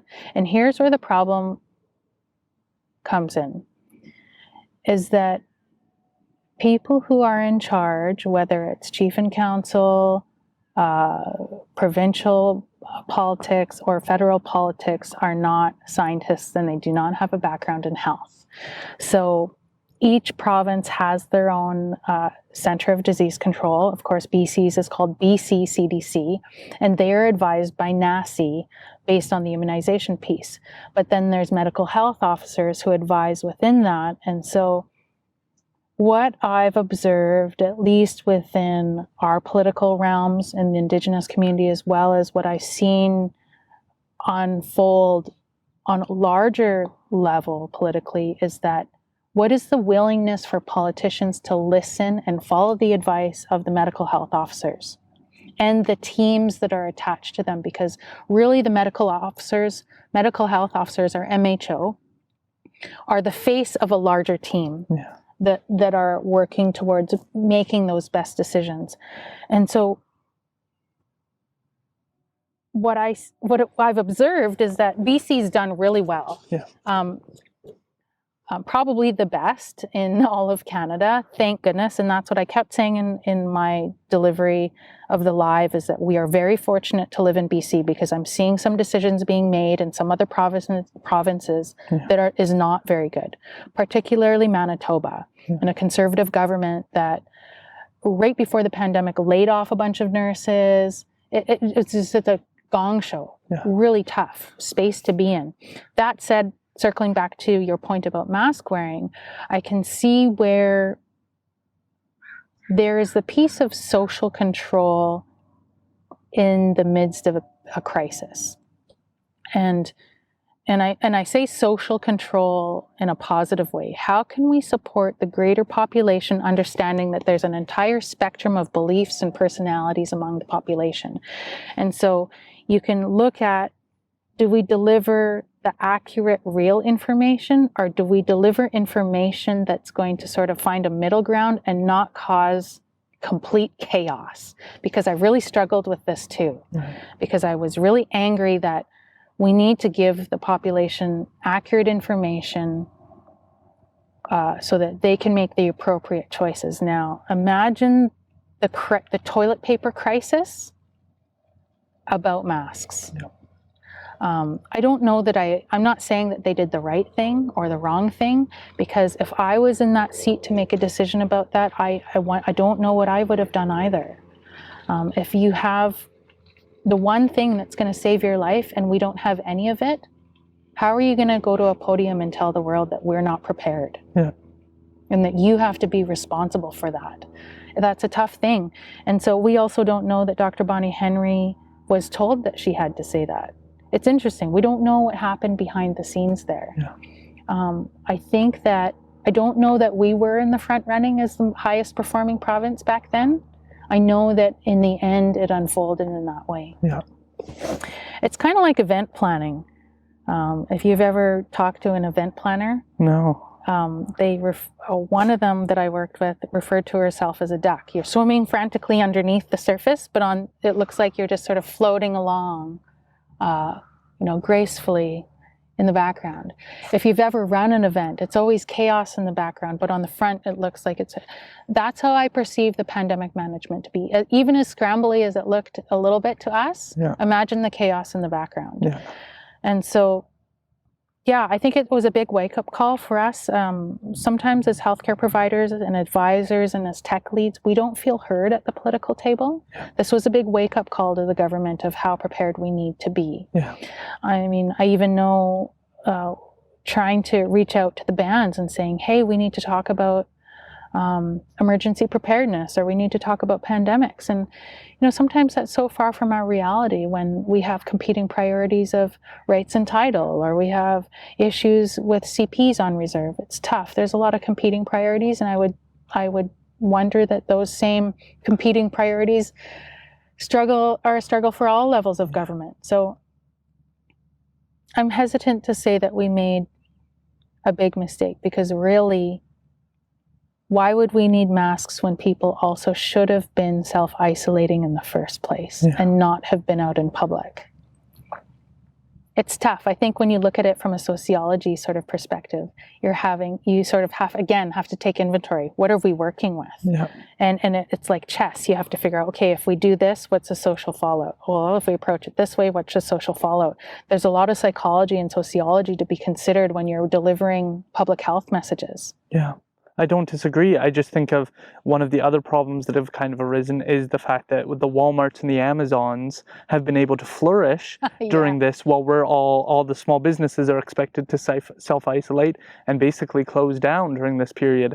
And so I think that it gets complicated when you have corporate interests, because I'm sure Walmart was automatically an essential service that was kept open. And so I think it does kind of expose us to the fact that being outdoors is the best thing we could have done. So telling people to don't go outdoors and go for a walk was actually detrimental to a lot of people's mental health, but also our ability to absorb vitamin D in response to COVID, which is, if you have low vitamin D, it's shown that you're going to have worse responses if you interact with the virus. But to your credit and to everybody's credit, I think we have come out of this really far ahead in terms of our vaccination rates have been really strong.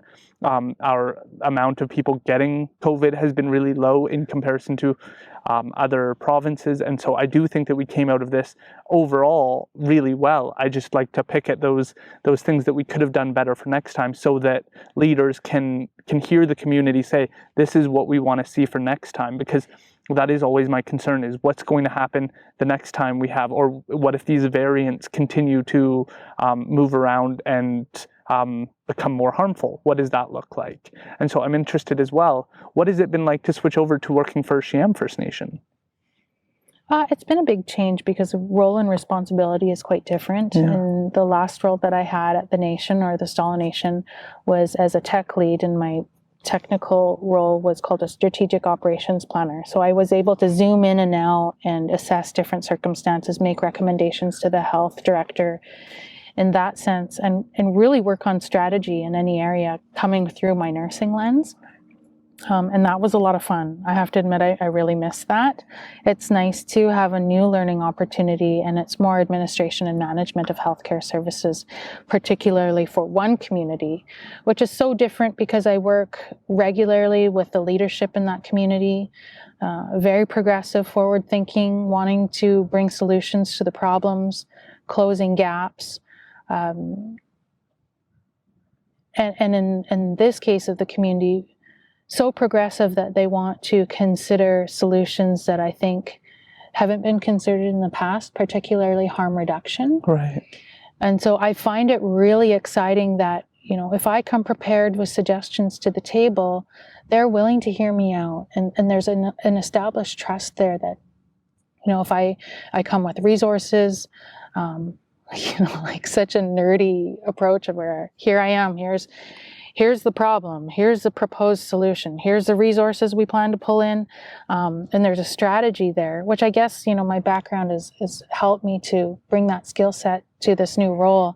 It's been really exciting. I haven't been told no at the Chief and Council table yet, because I've been supported 100%, and I'm really thankful for that. So we're putting in some strategies to respond to substance misuse.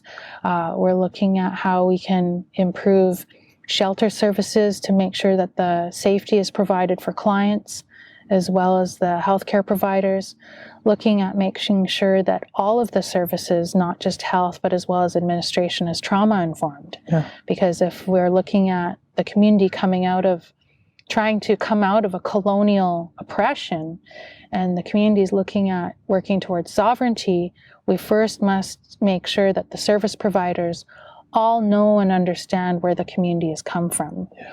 And so we're putting that in place there, and taking things as they come. So working on building a team where we've got job postings out in community. We're building a wellness team, which is traditionally known as the alcohol and drug team. We all know that wellness and coping or unhealthy coping isn't just drugs and alcohol. It sometimes can be gambling, sex addiction, shopping, all kinds of things, as well as all the mental health things and the fallout and support that those folks who may have personality disorder or schizophrenia, bipolar, any of those sorts of things that can be triggered by trauma, to make sure that we can normalize what that treatment and management looks like in community. Because we know, in my experience and practice, I know lots of high-functioning people that struggle with severe mental illness but are able to manage it and be leaders in community. Right. And so it's been a real challenge, I think, for me to stretch my brain and shift into practice as a management and leader position. But it's been a real gift and an honor to be trusted in that role, to coach and to first build a team, because we're still recruiting, but next coach a team to really uphold and value the skill sets that the people are bringing to the table, and also make sure that the goals and the vision that CHIAM has given to us is always held in the highest regard. The culture and language is held in the highest regard. Make sure that we include our elders. And I'm learning. I can't say that I have full knowledge of what culture and protocol is, and what also that means to the CHIAM community. Just because I'm Indigenous and from a different style of community doesn't mean that I know how CHIAM wants their services delivered in a culturally appropriate way. So I'm a student, and I'm appreciative for the opportunity. That's amazing. How did that come about? How did you end up at CHIAM doing that role? Well, I had seen for some time that they were struggling to recruit a health director. I know that they'd been without a health director for some time, and the health director role, even across the province, is known as one of the most difficult roles in community, because communities are working to develop their services, they're working to make them individualized to the community, and navigating a lot of the trauma and the politics in community can be tough, and sometimes that's where things intersect, is at the health director.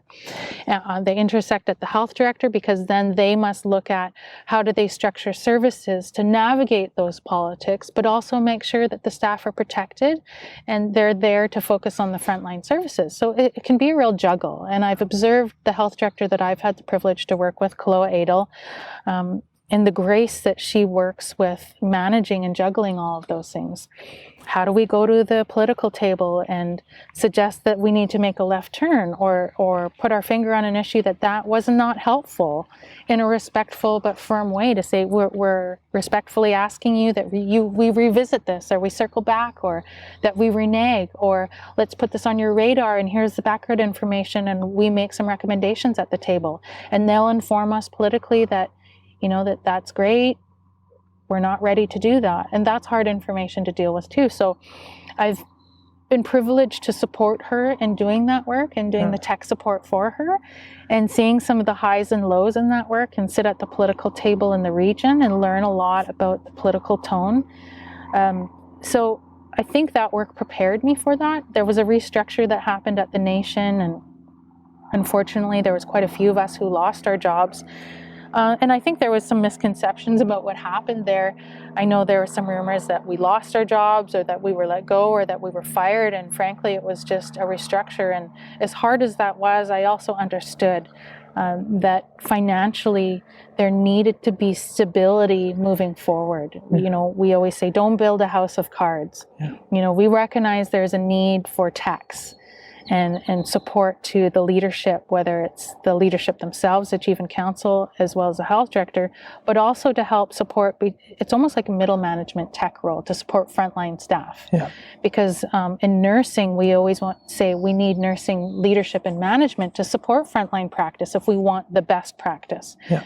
So really what Stella Health had created was that they had sort of pulled together resources from different areas to pay for our roles. And what happened is that management came in and said, we don't know whether that's sustainable. Let's do a restructure. And it meant 8 of us lost our jobs, around 8 of us. Right. And so with that discussion, initially you go through that grieving process of anger and whatnot. But I very quickly landed on that I was just grateful to have the opportunity, and maybe there will be an opportunity. My journey at Stella Health has, I've gone away and done touring, and then I've come back and done some nursing. I did some touring. I came back as a nursing supervisor. I went away and had a baby. I came back as a strategic operation planner. I don't know that I'll circle back to ever work there, but if the opportunity comes, I would welcome it. I've always had a positive experience there. I don't know whether I'm going away to learn something and come back, or whether I will retire at GM. We don't know. But just to clear the air, and I know that there were a lot of people that were really angry about me leaving the nation, especially after the work I did with the lives. I'm not angry.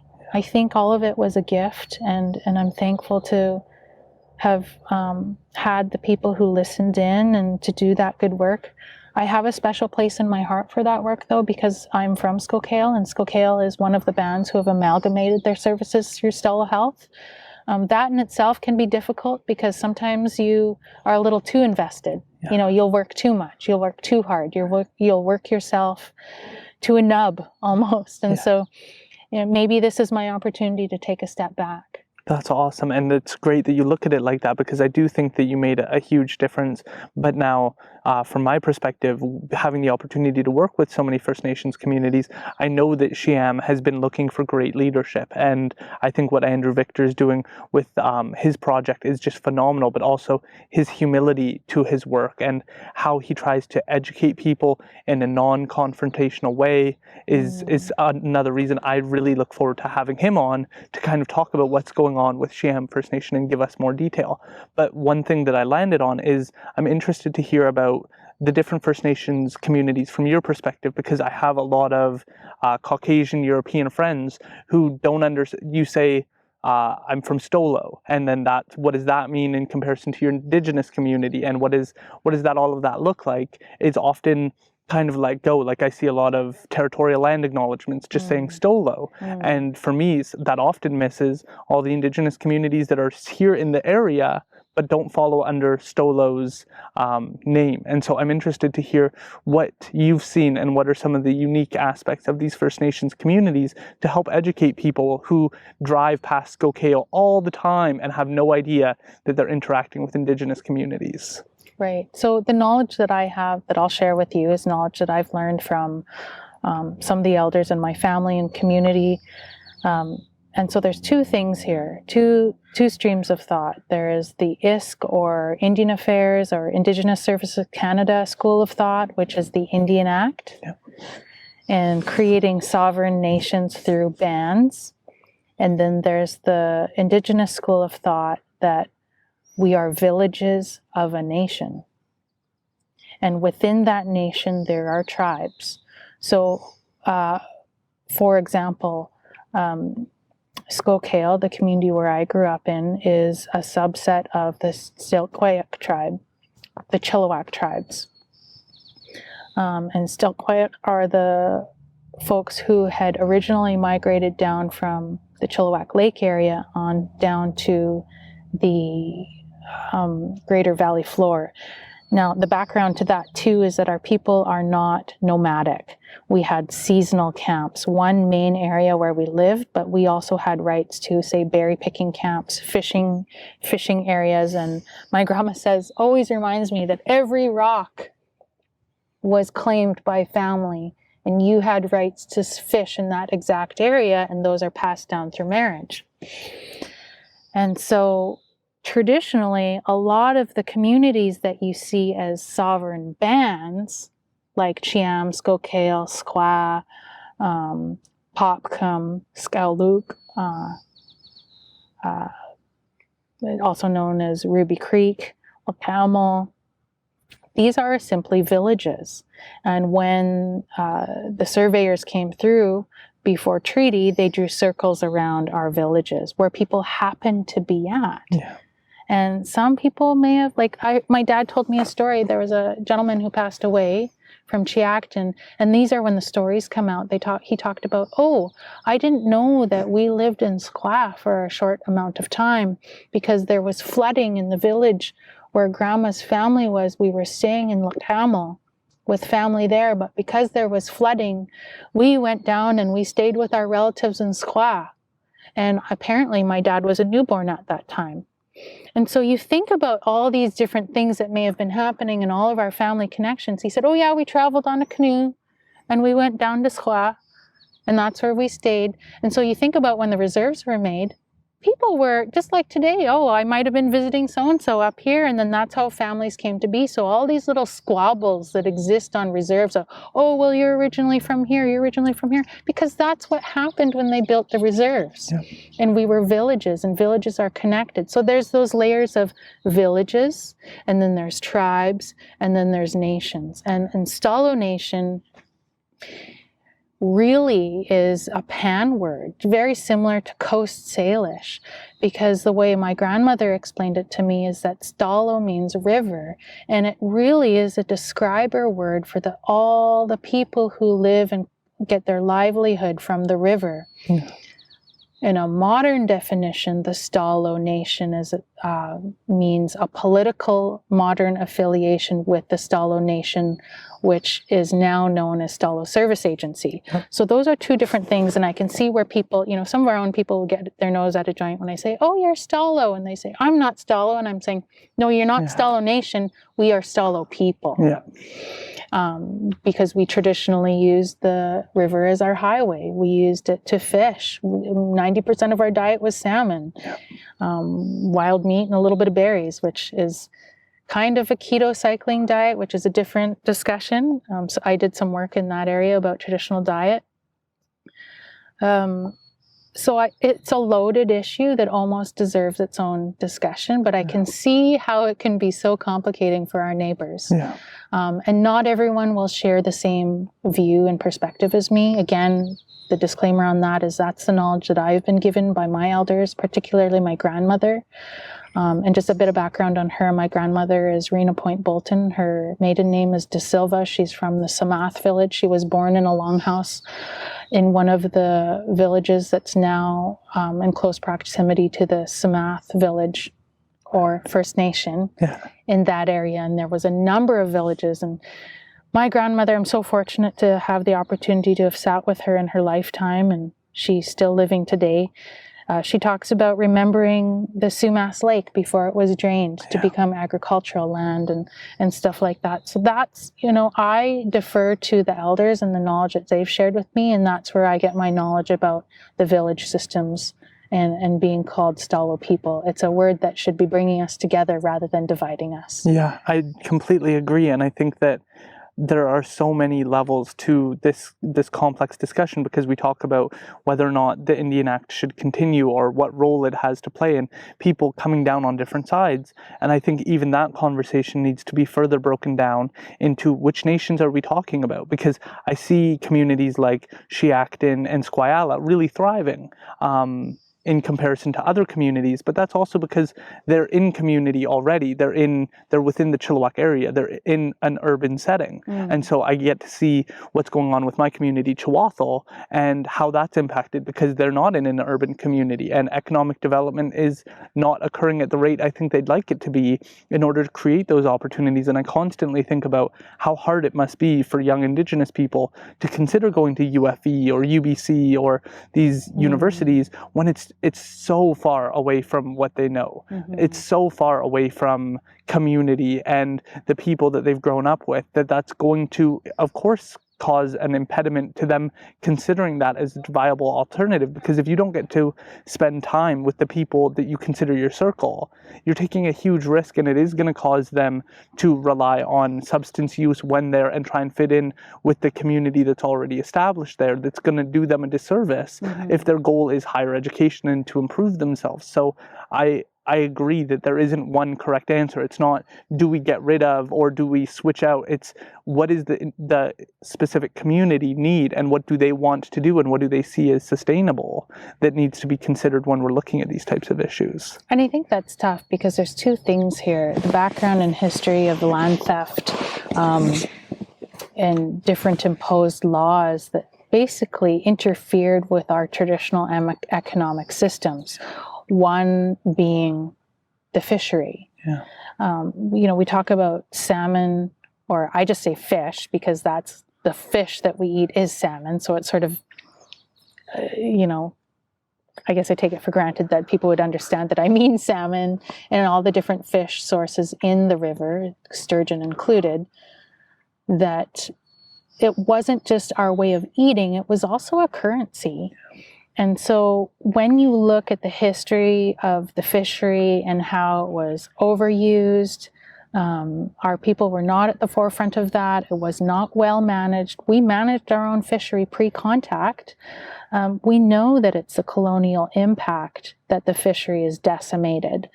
So when you look now at some of our people who those are their knowledge systems, they're knowledge carriers, they know how to fish, they know how to drift, they know how to mend nets, they know how to process and sell those fish, that's illegal now. That's one of the key economies of our people that's first been ruined by newcomers. Second, it's illegal. If anyone should have access to this economy, it should be our people first. It's not. There are systems very similar to the RCMP in place, like DFO. I understand that part of their intention is to preserve and protect the fish, but they have also demonstrated to us that they have not done that. Yeah. So I take issue with that, and the atrocities that occur when they're interacting with Indigenous people, when they're fishing. I've gotten to hear lots of those stories in court actually play out, where the DFO agent is absolutely 100% unequivocally in the wrong on how he approached the situation. Absolutely, and I've had interactions with DFO when, it's funny, my mom's always like, don't socialize your kids not to like the police, and they're there to help, and I'm like, yeah, ideally, but unfortunately I've had to teach my kids that DFO isn't always there to help us. And I remember the first time I brought them up to dry rat camp, I parked my van and I got out and a vehicle pulled up behind me and it was DFO. And I'm like, great, this is my kids' first interaction at fish camp, not with their aunts and uncles, but with DFO.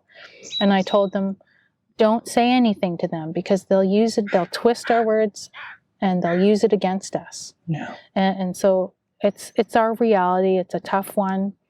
But that was my comment about the interruption in our own traditional economies, because if you don't have that, and that's the only knowledge that some of our people have, expecting them, previously, like they were trying to make us into farmers. Yeah. We're not an agricultural society. There's a small subset of our people who grew food, but also a lot of that gathering was done in the wild. Yeah.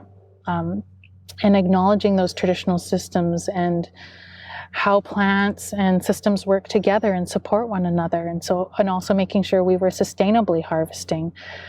But, fast forward to now, and you look at communities like yours in Tuathil and the proximity, really they're having, because of the laws and limitations of our own economies, we're having to rely on capitalist economy.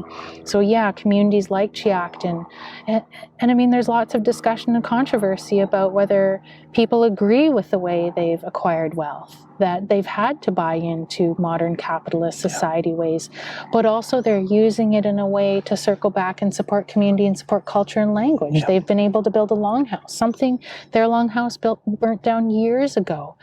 And so I can't comment whether it's right or wrong. That it's up to the community to determine if it's right or wrong for them. Yeah.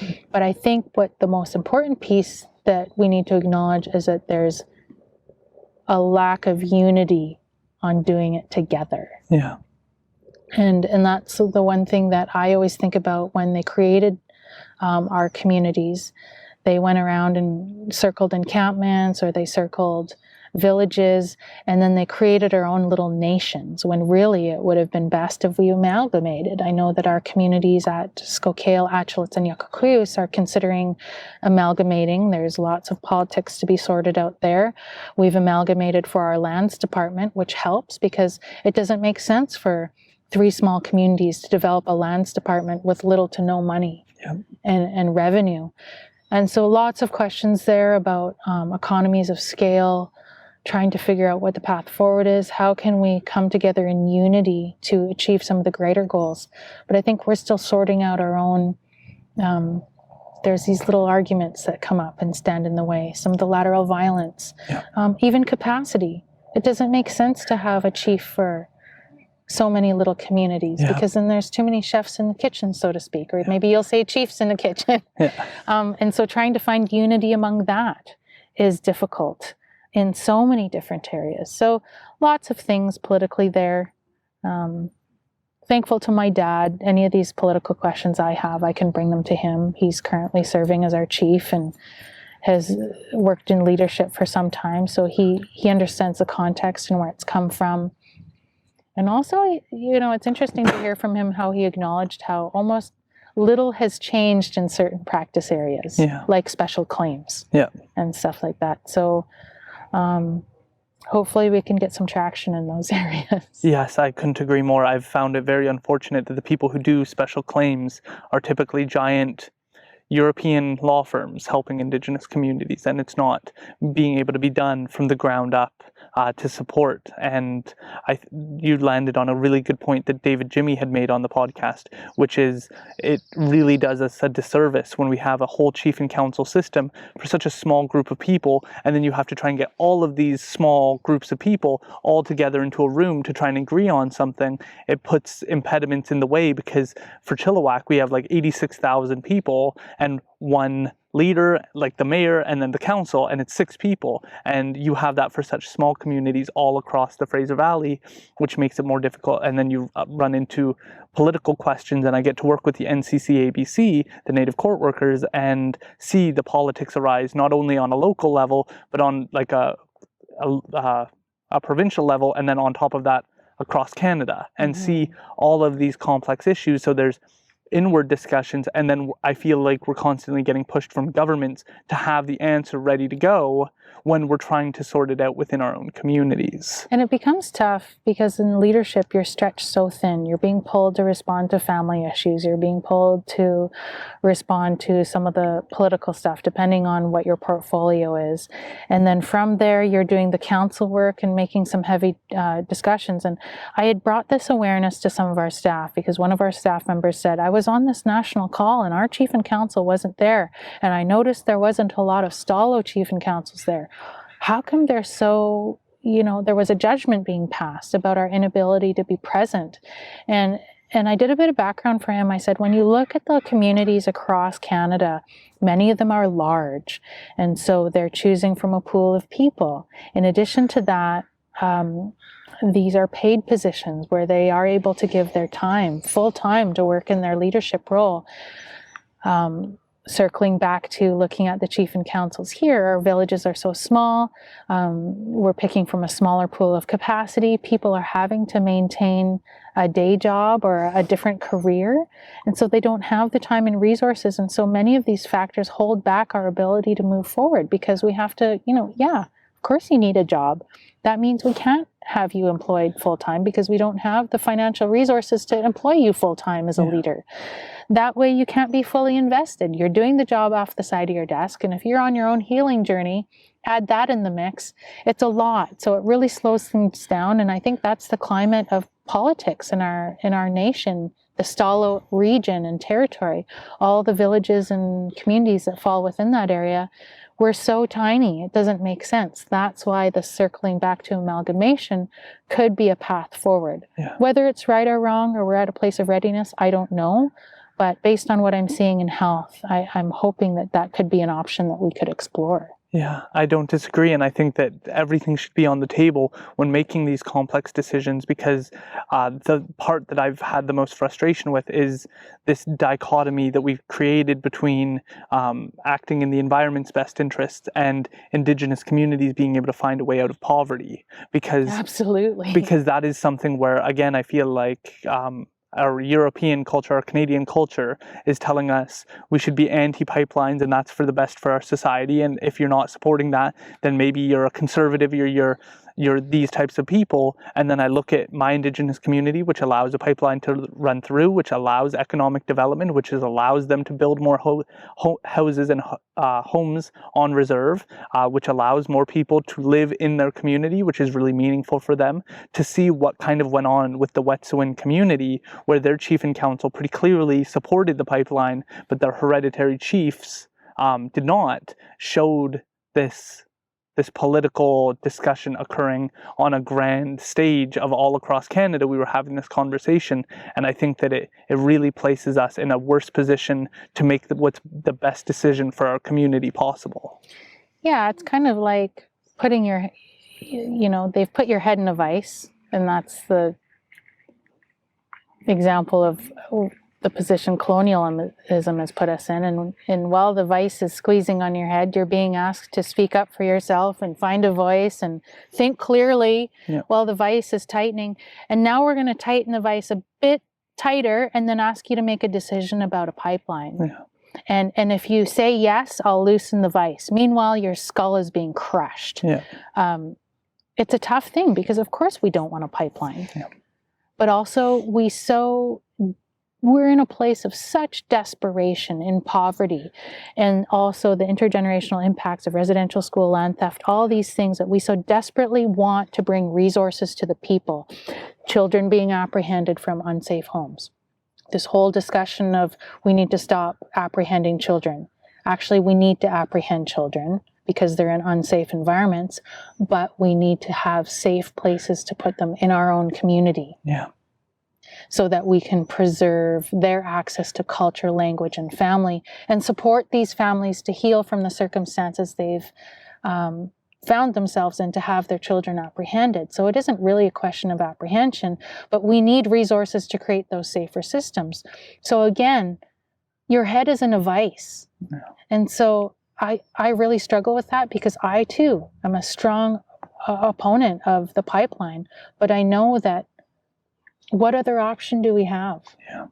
And then when you look at, can we be at the table and look at what options that we have that are the safe, if this is going to get rammed down our throat, so to speak, what is the safest way to transport this substance?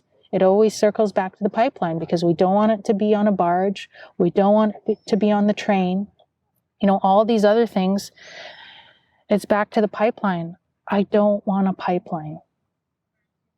I don't. I completely agree. And I think that this, your statement about apprehension of children really overlaps with my experience with Indigenous people being incarcerated, because a lot of the push that you hear when you hear about the overrepresentation of Indigenous people is that it's just unfair. And the problem that I run into is that there's a piece of this that the majority of the crimes committed are violent offenses. And so the solution isn't necessarily to send these individuals, because there's an overrepresentation, back into community, which I've heard being said in rooms of informed people wanting to genuinely fix the problem and thinking that if we just get the number of Indigenous people down to the population size, everything would be fixed. And if we just let these people out, things would be solved. And I sincerely think of communities that I got to work with out in Hope that had someone who was recognized as someone who had committed a sexual assault against a young girl who everybody knew committed it, was found guilty in a court of law, and returned to the community. I think they said like a year later, might have been a year and a half later, with the same chagrin on his face of what he had done, the harm he had caused, and committed that offense again during my time having the opportunity to work in that area and learning that this is a problem. This isn't something where it is a clear answer. And I think grappling with the complexities of all of this, because safety within Indigenous communities is something that I'm very passionate about. Mm-hmm. Making sure that they feel that they can communicate with whoever their law enforcement is in an honest way, that they know they're going to get the services they need, is something I feel like has sorely been missing from our communities for so long. Because you think about, somebody commits a crime, do you really want the police to haul your cousins or your aunts to jail? Like, that's a complex conversation to have, and I feel like we need more resources around that to be better able to handle these complex circumstances. And I think it's leaning into community and starting to have these difficult discussions about how do we create safety, and how do we hold folks accountable for the offenses that they've made. Yeah. I think that the fear is that we don't want to throw them away. Yeah. Because I agree, we don't throw anybody away, but there are boundaries and there's consequences. And so acknowledging that the current system is not serving the healing required or the ongoing boundaries that these folks from our community require, because many of them have come to commit these offenses from whatever childhood experiences they have. And I know very little, but I am aware that there are the Gladue reports, and I have a friend who's a Gladue report writer. Yeah.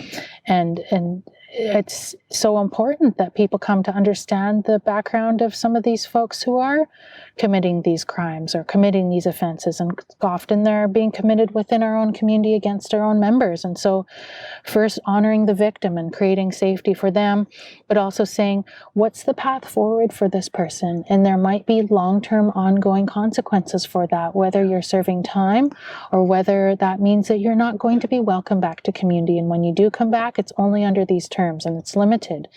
And again, there we need to restructure how the justice system operates, because yeah, we're overrepresented there, but it's not serving the needs of the offenders. Yeah. And I'm not saying they need televisions and vacations and all that kind of stuff. I'm talking about the real healing that needs to occur, because we're just putting them back into a system that is damaging. And it's a tough thing to come up with those answers without, again, resources. Just like we're asking the government to come up with money to respond to the pain and hurt that they've caused to our people.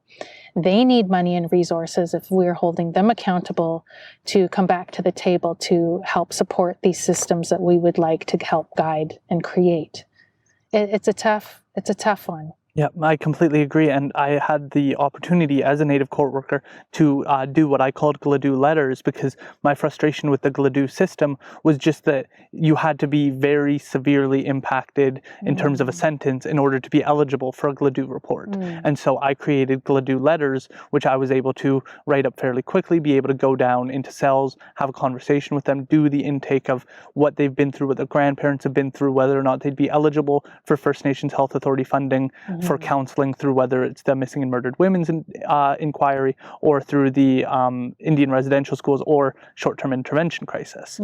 So I had the opportunity to learn about that, and then created a resource book with UFE's practicum students to put together a document where we could do that intake, we could have the resources clearly laid out, and then communicate to the judge and have a document for the judge, the client, and the Crown on what our proposal is moving forward, what were the historic traumas that have gone on in their family and with them personally, but also how do we fix that? How do we address that? How does the person get that meaningful engagement with addressing these fundamental issues and talking to a counselor privately? Because I support treatment, but that is one area I really think BC needs to work on, is our treatment centers are not up to snuff, in my opinion, for Indigenous issues. I think we need far more resources in terms of elders, in terms of support, in terms of not having past users trying to help people who are trying to leave being a user. I can understand the peer support that takes place there, but I've heard too many times from clients saying, I'm trying to quit, but the person running this house has been selling drugs in this place, and I don't know what to do, and I don't want to leave and go back to jail, but I don't want to stay here and continue to be offered this and pressured and feel obligated to utilize these substances. And that's where I feel like when we're talking about Indigenous issues, we never hit that conversation. We never get there, from what I see on at least a news stage. We never get to that conversation. And I think talking about those real issues can also bring up shame, that we're struggling to find the right people and right resources. And it circles back to that real need for our own people to go into professional careers and become service providers, professionals, bring our worldview into that, and be able to connect, just like you did in cells, go right to cells and talk to our people who are sitting there with whatever heavy emotions they're carrying, and say, you're important and valued. Let's acknowledge you made this mistake. You're paying the consequences now. What's a path forward? I'm willing to help you and sit with you. And I see you as a valuable, important person who has opportunities, and bring that to you. And that's the gift that Indigenous people can bring as providers. And I know in law and so many other different disciplines, we need that. So we're constantly looking for people who have lived experience, whether it's on the reserve, off reserve, being disconnected from your community, having access to traditional activities, not having had traditional, and that full spectrum and experience that everybody brings is so important because you're going to connect with someone else who has the exact same experience as you, and that's where the real work can happen. Trust and understanding. And so really hope that if there's any young people or young at heart listening, that you consider circling back to a career in healthcare, to a career in law, even business administration. We're constantly struggling to find people who could administer the social development programs in community, help to administer education support so that we can fund those folks who want to go back to post-secondary. I've had a real time recruiting and retaining people in our office with those skill sets who understand the funding services through Indigenous Services Canada, who understand the funding services through the First Nations Health Authority, and you need to have that business background. So really encouraging each and every one of you, Indigenous or not, to consider a career in First Nations services. Yes, can you talk a little bit about First Nations Health Authority? Because I think that that's one unique organization that's different than across Canada in terms of services, that provides something different. And I've been very grateful to meet many of the staff and get to know them through my role as a Native court worker. And I don't think that they get enough awareness, because I think that they're doing something really different that gives me a lot of optimism. So can you share your experience with them? So my understanding is that there's a tripartite agreement between First Nations and the government to improve services. So we are citizens. We are Canadian citizens. We're entitled to all of the same services that other Canadians are, so meaning through Fraser Health or whatever health authority you live in the province or in Canada. But the First Nations Health Authority is a separate organization that works as an addendum in addition to those services to meet the needs that are above and beyond, and to support and work with Fraser Health so that we can make sure that Indigenous specific services are there to meet the need and the gaps that exist. So for example, the funding that goes directly to the reserve for health services that fund, like the nursing that I talked about earlier, mental health care services that you were chatting about, to make sure that we can connect them with counselors that have a good understanding of the historical impacts. As well as early learning programming. There's many different veins of funding. Some of it is medical travel. So if you have to travel outside of your community to see a specialist, say you have an 8 o'clock appointment in downtown Vancouver and you're traveling from Chawathal, you may qualify for a hotel. You may qualify for mileage and meals. And so either your band office can administer that funding or the First Nations Health Authority. So, and that funding is normally streamed directly through Health Canada, but now First Nations want better ownership and control of how that programming is rolling out. So that's how the First Nations Health Authority came to be. I mean, I think it's been 10 years. Their 10-year funding agreement is coming up for negotiation, and I have lots of feedback about how that can be improved, and have provided lots of that feedback at the political table, and thankful for having that feedback land. But it's even though I'd say 10 years, it's new. It's so brand new. And I see the people at that table. You know, when I had an outside perspective, I was quite critical of like, oh, it needs to be this or that. It needs to be better. You know, having come into a leadership position, I have a better insight of what the challenges are that those people face at the First Nations Health Authority. You know, first and foremost, if you can't recruit and retain qualified people who know and understand the community and can build trusting relationships, you can't get any work done. And so that of in itself is a challenge, and they've done beautifully at doing the best they can given the resources that they have. But you know, how I utilize that service, the FNHA, is of course they fund us, and then we provide service on reserve, and they provide expertise to us. So for example, in the work we're doing with substance use on reserve, they have a substance use specialist who can come in and advise us and connect us to other resources, help bring in ideas, programming.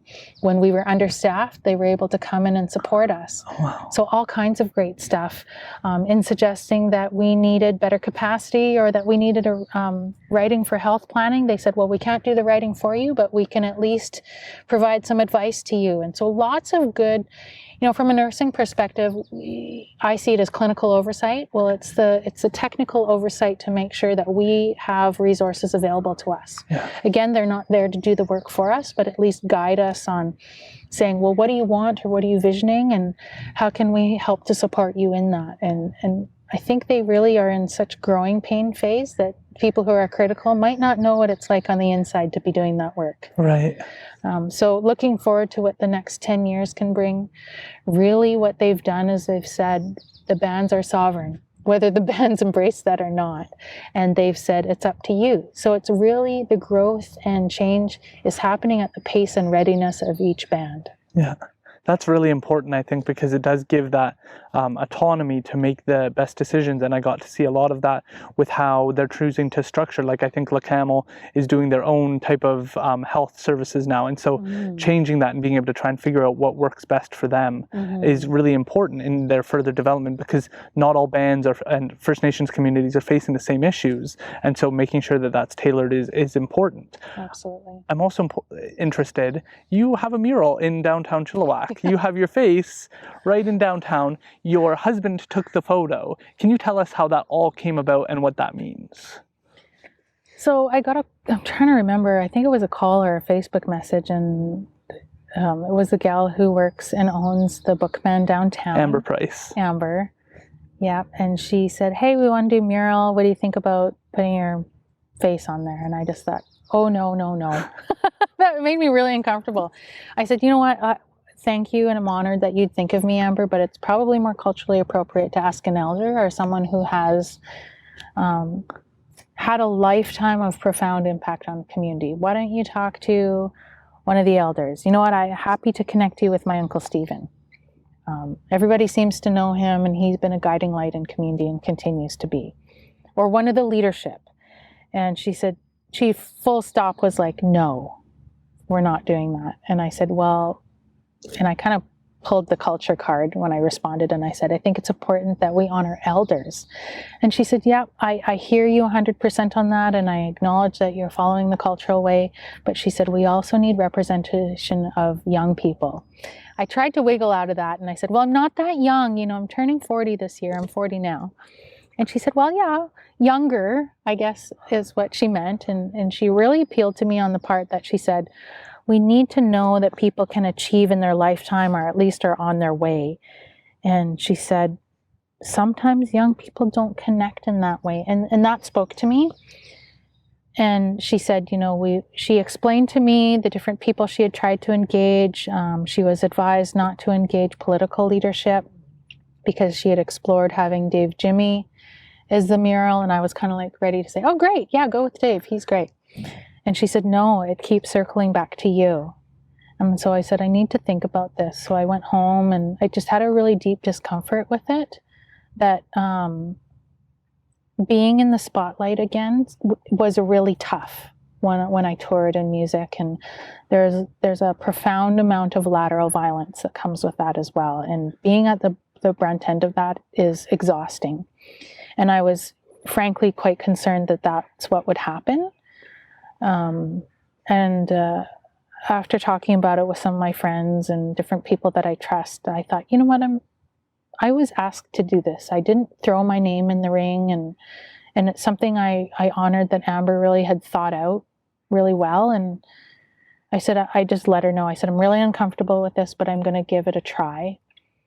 And so the artist reached out and said he needed some photos, and they needed to coordinate a photo shoot like yesterday. And my schedule is busy, and I try to give my time to my family when I can. And so I said, you know what, let me go back to a bank of photos. I have lots of old photos.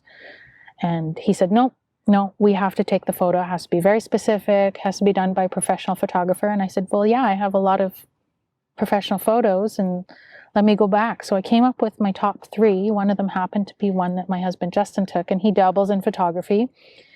Really good at product photography now. He's just done his own self-study and connected with some friends who have given him a lot of skills. He's quite phenomenal.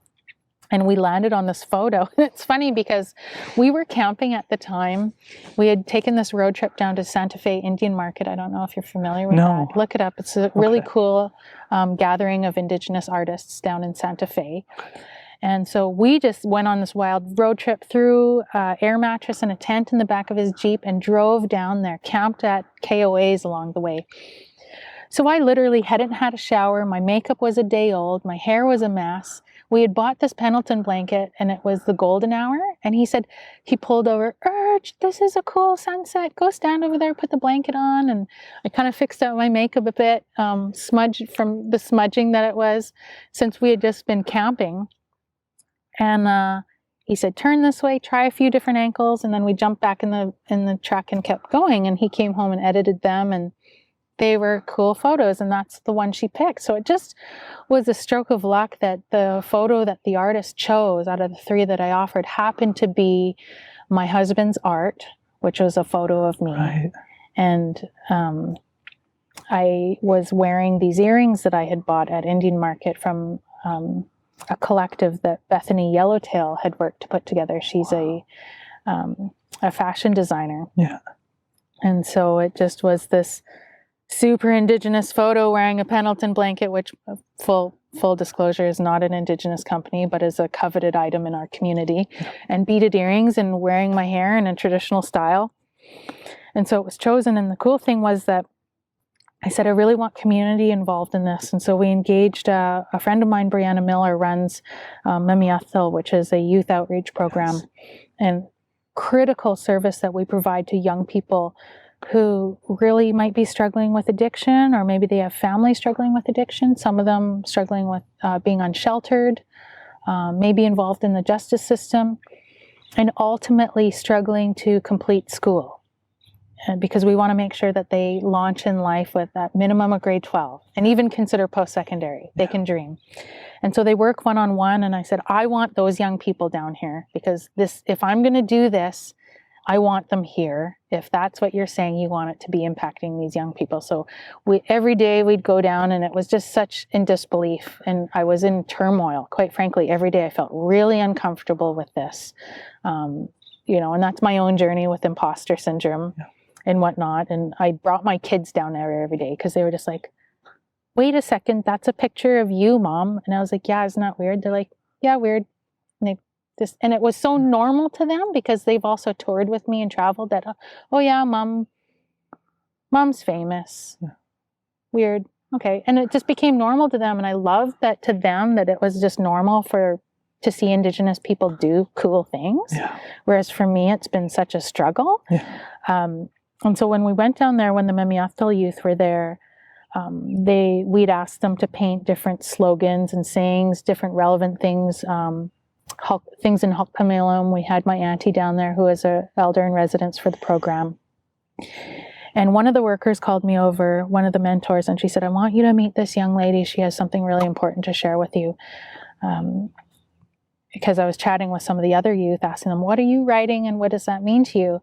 So this young woman, she said, thank you for having me here.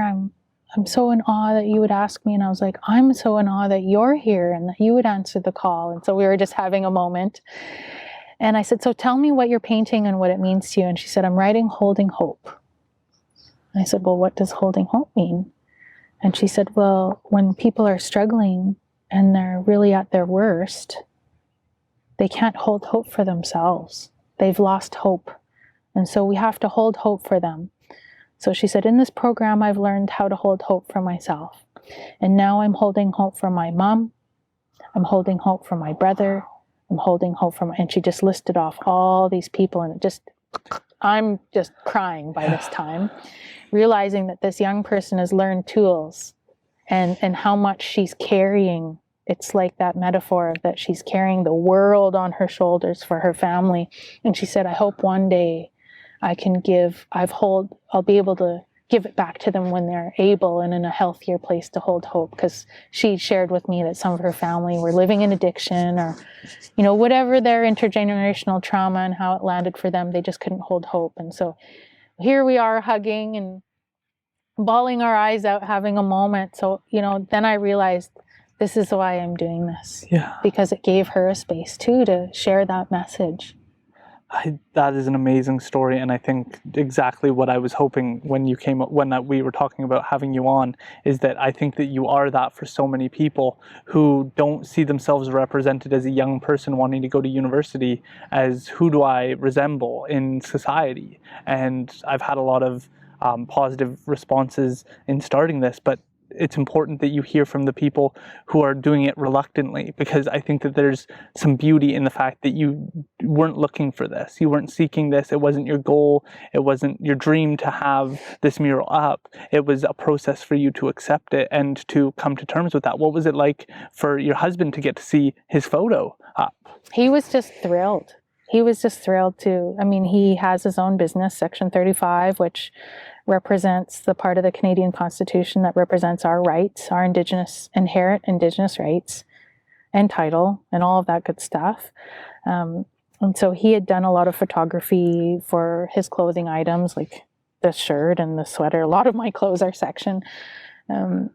But, you know, he's always been interested in photography, and something he's shared with me, you know, like, I wish I had more time to do photography, and I want to learn more, but just, you know, between juggling a career, family, and Section, one of his dreams, he just hadn't had time to really pursue it. So then I think it was a signal to him that, you know, hey, I'm being acknowledged by my work and maybe I could do more. So I think for both of us, we've struggled with our confidence to do what we want to do. And, you know, I think from the outside, people think, oh, look at you, it's been so easy, but it hasn't. There's been ups and downs. You know, I've contemplated suicide. I've had a plan.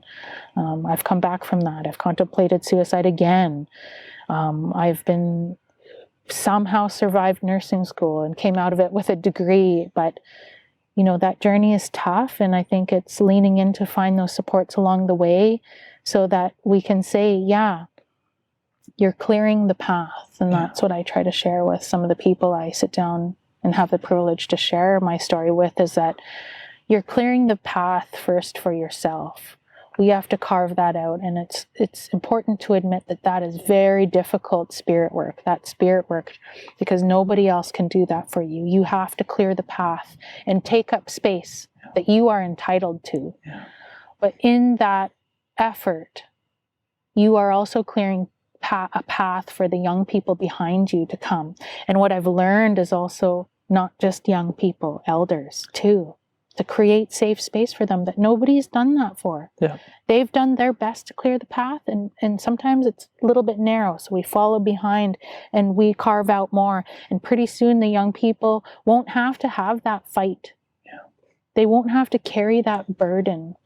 And that's my dream, that my children wouldn't have to do that. There's going to be a little bit of work ahead for them, but I hope that I've given them the tools to do well, that, you know, my children won't have to contemplate suicide with a plan, that my children won't have to manage how to live with anxiety and depression because of lived experience with sexual interference, sexual abuse, rape, feeling unsafe, or any of those things, that they can live somewhat normal lives, and that it's a safe space to live in our worldview and practice our culture in a good way. And that's a thought I'd like to leave you with today, that, you know, that's the good work. I hold my hands up to you that you're doing. You're clearing a good path, and so thankful for this invite to be a part of this podcast. It's been a real honor to share my thoughts. It's been amazing to be able to sit down with you and hear these stories, because I think it's hard to get in print journalism those tidbits of information in a fully thought out way. And so I'm so grateful to be able to have you on.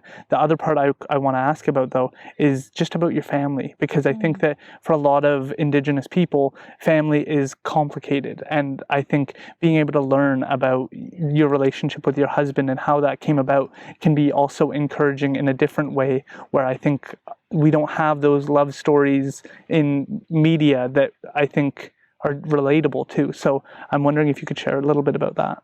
Well, there's two stories there, because in my first marriage, I think it's important to honor my first marriage, and Otis Jasper was my husband, and we're still connected through our children. Yes. And we were married in traditional ceremony. And I remember when I consulted my grandmother about how do we divorce, and she said, nope, you're married forever. I thought, oh no, how does he carry on with this life, and how do I? And I've come to understand that our marriage is now defined by co-parenting and raising our children together in a good way, and honoring his wife and the life that he's living and the family that he's created with her. And so thankful for that he's a part of our family. And so when I met my husband now, who I share my life and family with, Justin Lewis. He's from the Samson Cree First Nation and was raised in that community. It was important for me and a partner. It's always been that I find someone who's Indigenous, because that's a safe space for me to know and understand someone who can understand a similar upbringing that I've had. In a family deeply impacted by residential school, deeply impacted by land theft, a reserve experience, and just finding that common ground. I know everybody's different with that, but that was for me what was important. And so we found that common experience, and it's comforting in one another, but also similar in our artistry. Because when I met him and we began our relationship, I kept seeing these little things on his desk or in his notepad that said Section 35. And I kept saying, what is that thing? Like, what does that mean? And he was, oh, I don't know. It's nothing. It's nothing. He kept minimizing it. And the gift that my first husband gave was a gift of encouragement. And I always am thankful for that, and my parents and my family and my friends. And so when I saw that Justin had these beautiful ideas, I wanted to support him, and finally, like pulling teeth, had him explain to me that he was working in a streetwear clothing line.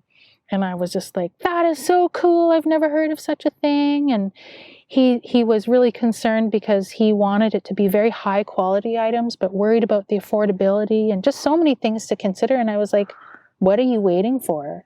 Yeah, it might be a small market or a subset of the market, but go for it. Do your assessment. What are the drawbacks? What are the needs? Like, I'm like real process oriented. So I was like, let's sit down, and inserting myself in that as well. And he had to be really clear. Here's some boundaries. This is my baby. And I said, okay, well, you let me know how to support. And so really happy to see his business flourishing. And I mean, it's had its challenges. Anybody who's an entrepreneur will tell you that, but it's been a beautiful thing to watch his dream come to life. And as I was working on my exit plan from music, he supported in me so much. I have pictures of him babysitting my dog and supporting with the children. And it's neat when we do the handoff of the kids.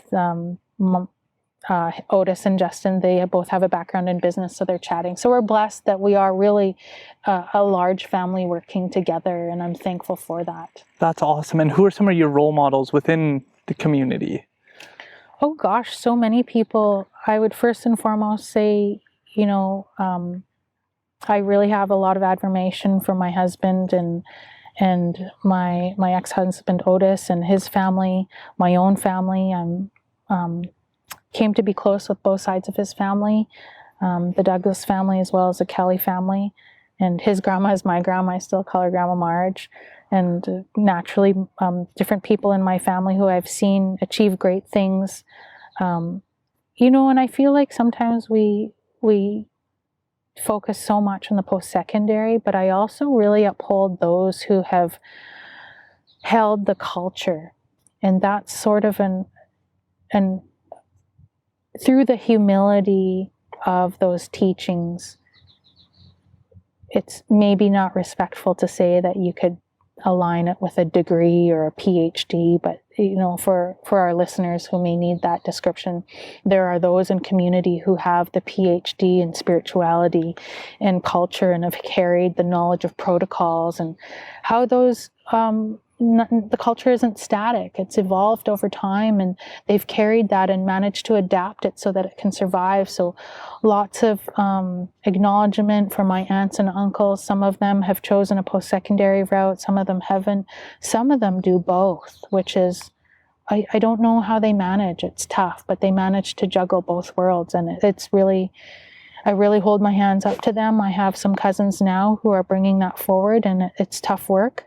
Juggling, education, Indigenous education, as well as the spiritual work that they do, as well as managing their families. Yeah. But it's been the message throughout our family that it must be done. Find a way. Yeah. And so that's, how I've found myself where I'm at. And I think also now the discussion among our families, the young professionals in the family too, is also how do we step back and take a break? Because you can't go 100 miles an hour all the time. You'll run yourself into the ground. So how do we then find that for ourselves so we can teach the young children that? Because we don't want to demonstrate being workaholics. And to be entirely clear, not to label the prior generation as workaholics, they also did what they had to do. They did what they had to do to bring our family forward and to help the culture survive. And so those are the necessary steps. So now the natural progression of that is how do we shift? And what we see are the next steps of making sure that we're doing that healing work. I feel that very strongly because I've seen what my grandmother has gone through with Indian residential school and my mother with the 60s scoop, and I see that carrying on, pushing the best way they knew how forward, despite all of these barriers to success, despite all of the reasons not to continue, and being able to be here today and look at what they had to survive in order for me to be here today and to work towards better ends and better opportunities for my community. It's a lot of responsibility because I see that people sacrificed, that people didn't get the glamorous life, but acted in my best interest and acted in my mother's best interest for me to be able to be here today. And so how do you honor that? You try and continue positive work and let go of maybe the mistakes they made, but push forward in the best direction. And I think coming from a place of empathy and understanding that some of the hurts that maybe were passed to us through behaviors that were learned in childhood to survive. When I look at people who lead with manipulation, I think it warrants an understanding that these are learned behaviors that people acquired usually in childhood to meet their basic needs like food, shelter, things very low on Maslow's hierarchy of needs. As you and I both know, many of our people still struggle to meet those basic needs. Yeah. And so without also in that same breath, important of having really good, clear boundaries and saying, I see that you're trying to do this. Unfortunately, that's disrespectful, and I'd ask that you don't do that again. Yeah. So respectfully but firmly laying boundaries out and saying, next time, if you need this is how I'd suggest you could ask, and I'm happy to help you. Yeah. And so a loving way to lean in with firm boundaries is warranted. And that's something that I'm practicing in my own life, learning to come to a place of understanding. I think it's easy to be angry. It's easy to be angry and hurt, but moving through that and past that, and whenever we find ourselves landing on anger and frustration, acknowledging it and giving it life, but not living there. Yeah. And that's tough because there's a lot to be angry about some of the hurts that have been passed on to us. But again, that's the healing work that we all have in front of us, is how do we forgive and how do we have those healthy boundaries so that the pain and hurt doesn't continue or live with us. I agree, and to go to that point of being manipulative, that was who I was probably up until middle school, high school, was severely using words as a tool to get what I wanted, or to get a response that I was looking for, or to frustrate teachers, or to cause harm, because I didn't know what I was doing. I didn't understand, and these were the tools that I used to try and get through. And I never want to come across as like this perfect person who's doing this podcast. I always want people to know that I made tons and tons and tons of mistakes, enough to continue to look back on them and look at how I approached things. Like I've had the opportunity to sit down with a professor. I fell asleep in his class, wasn't paying attention at all, and I had the opportunity to bring him on and thank him for calling me out for that, because those were some of the growing moments within my life where nobody had really stood up to me until that point, because I was given a large leash without having a father figure. It was just me and my mom, and she was very understanding and supportive all the time. So I didn't ever really run into somebody who was willing to just say, that's not acceptable, that's the wrong behavior, you shouldn't bring that into my class. If you're going to bring that into my class, don't come. And being pushed in that direction really helped sharpen me into a better person, because I had to let go of some of those tools of the art of the conversation that didn't work for me and that caused harm to other people. And I think that those are always opportunities. Absolutely. And I think feedback is so critical to growth, and finding spaces of vulnerability to hear that feedback can be tough, because I think me too, like sometimes feedback was tough to hear because it would trigger a shame cycle. And that's been a lot of the healing work that I've had to do, that however that feedback is given to me, I still need to consider it. Yeah. Even if it was done in a disrespectful way, I also need to hear, what is the core message here? Yeah. And I can go back and say, thank you for giving me that feedback, but next time can you please be a little gentler, or whatever. Exactly. I still have something to gain out of this. Yeah, I think that giving feedback is so important, but you're exactly right. Making sure that you make it in a way that the person can hear you and really reflect on it, because just calling out behavior does that person no good if they're going into a shell, or if they can't grow and approach things differently in the future. And I think that that's something that elders are very good at giving information in a calm, understandable way that's easier to absorb than when you're at work and your boss is yelling at you to sell more or do better or do these things. It's really disconnected from the sincerity of what can you bring to the table. And I think that that's what I really want to enforce for people, is that what we're losing when people struggle with drug use, what we're missing when people are struggling with mental health, is potential. The potential of leaders that can make a positive difference, the future lawyers, the future culture leaders that can really set a positive example. That's what we miss out on when we learn about 215 lost children, is all of that potential, all of that positivity that our communities desperately need. So, absolutely.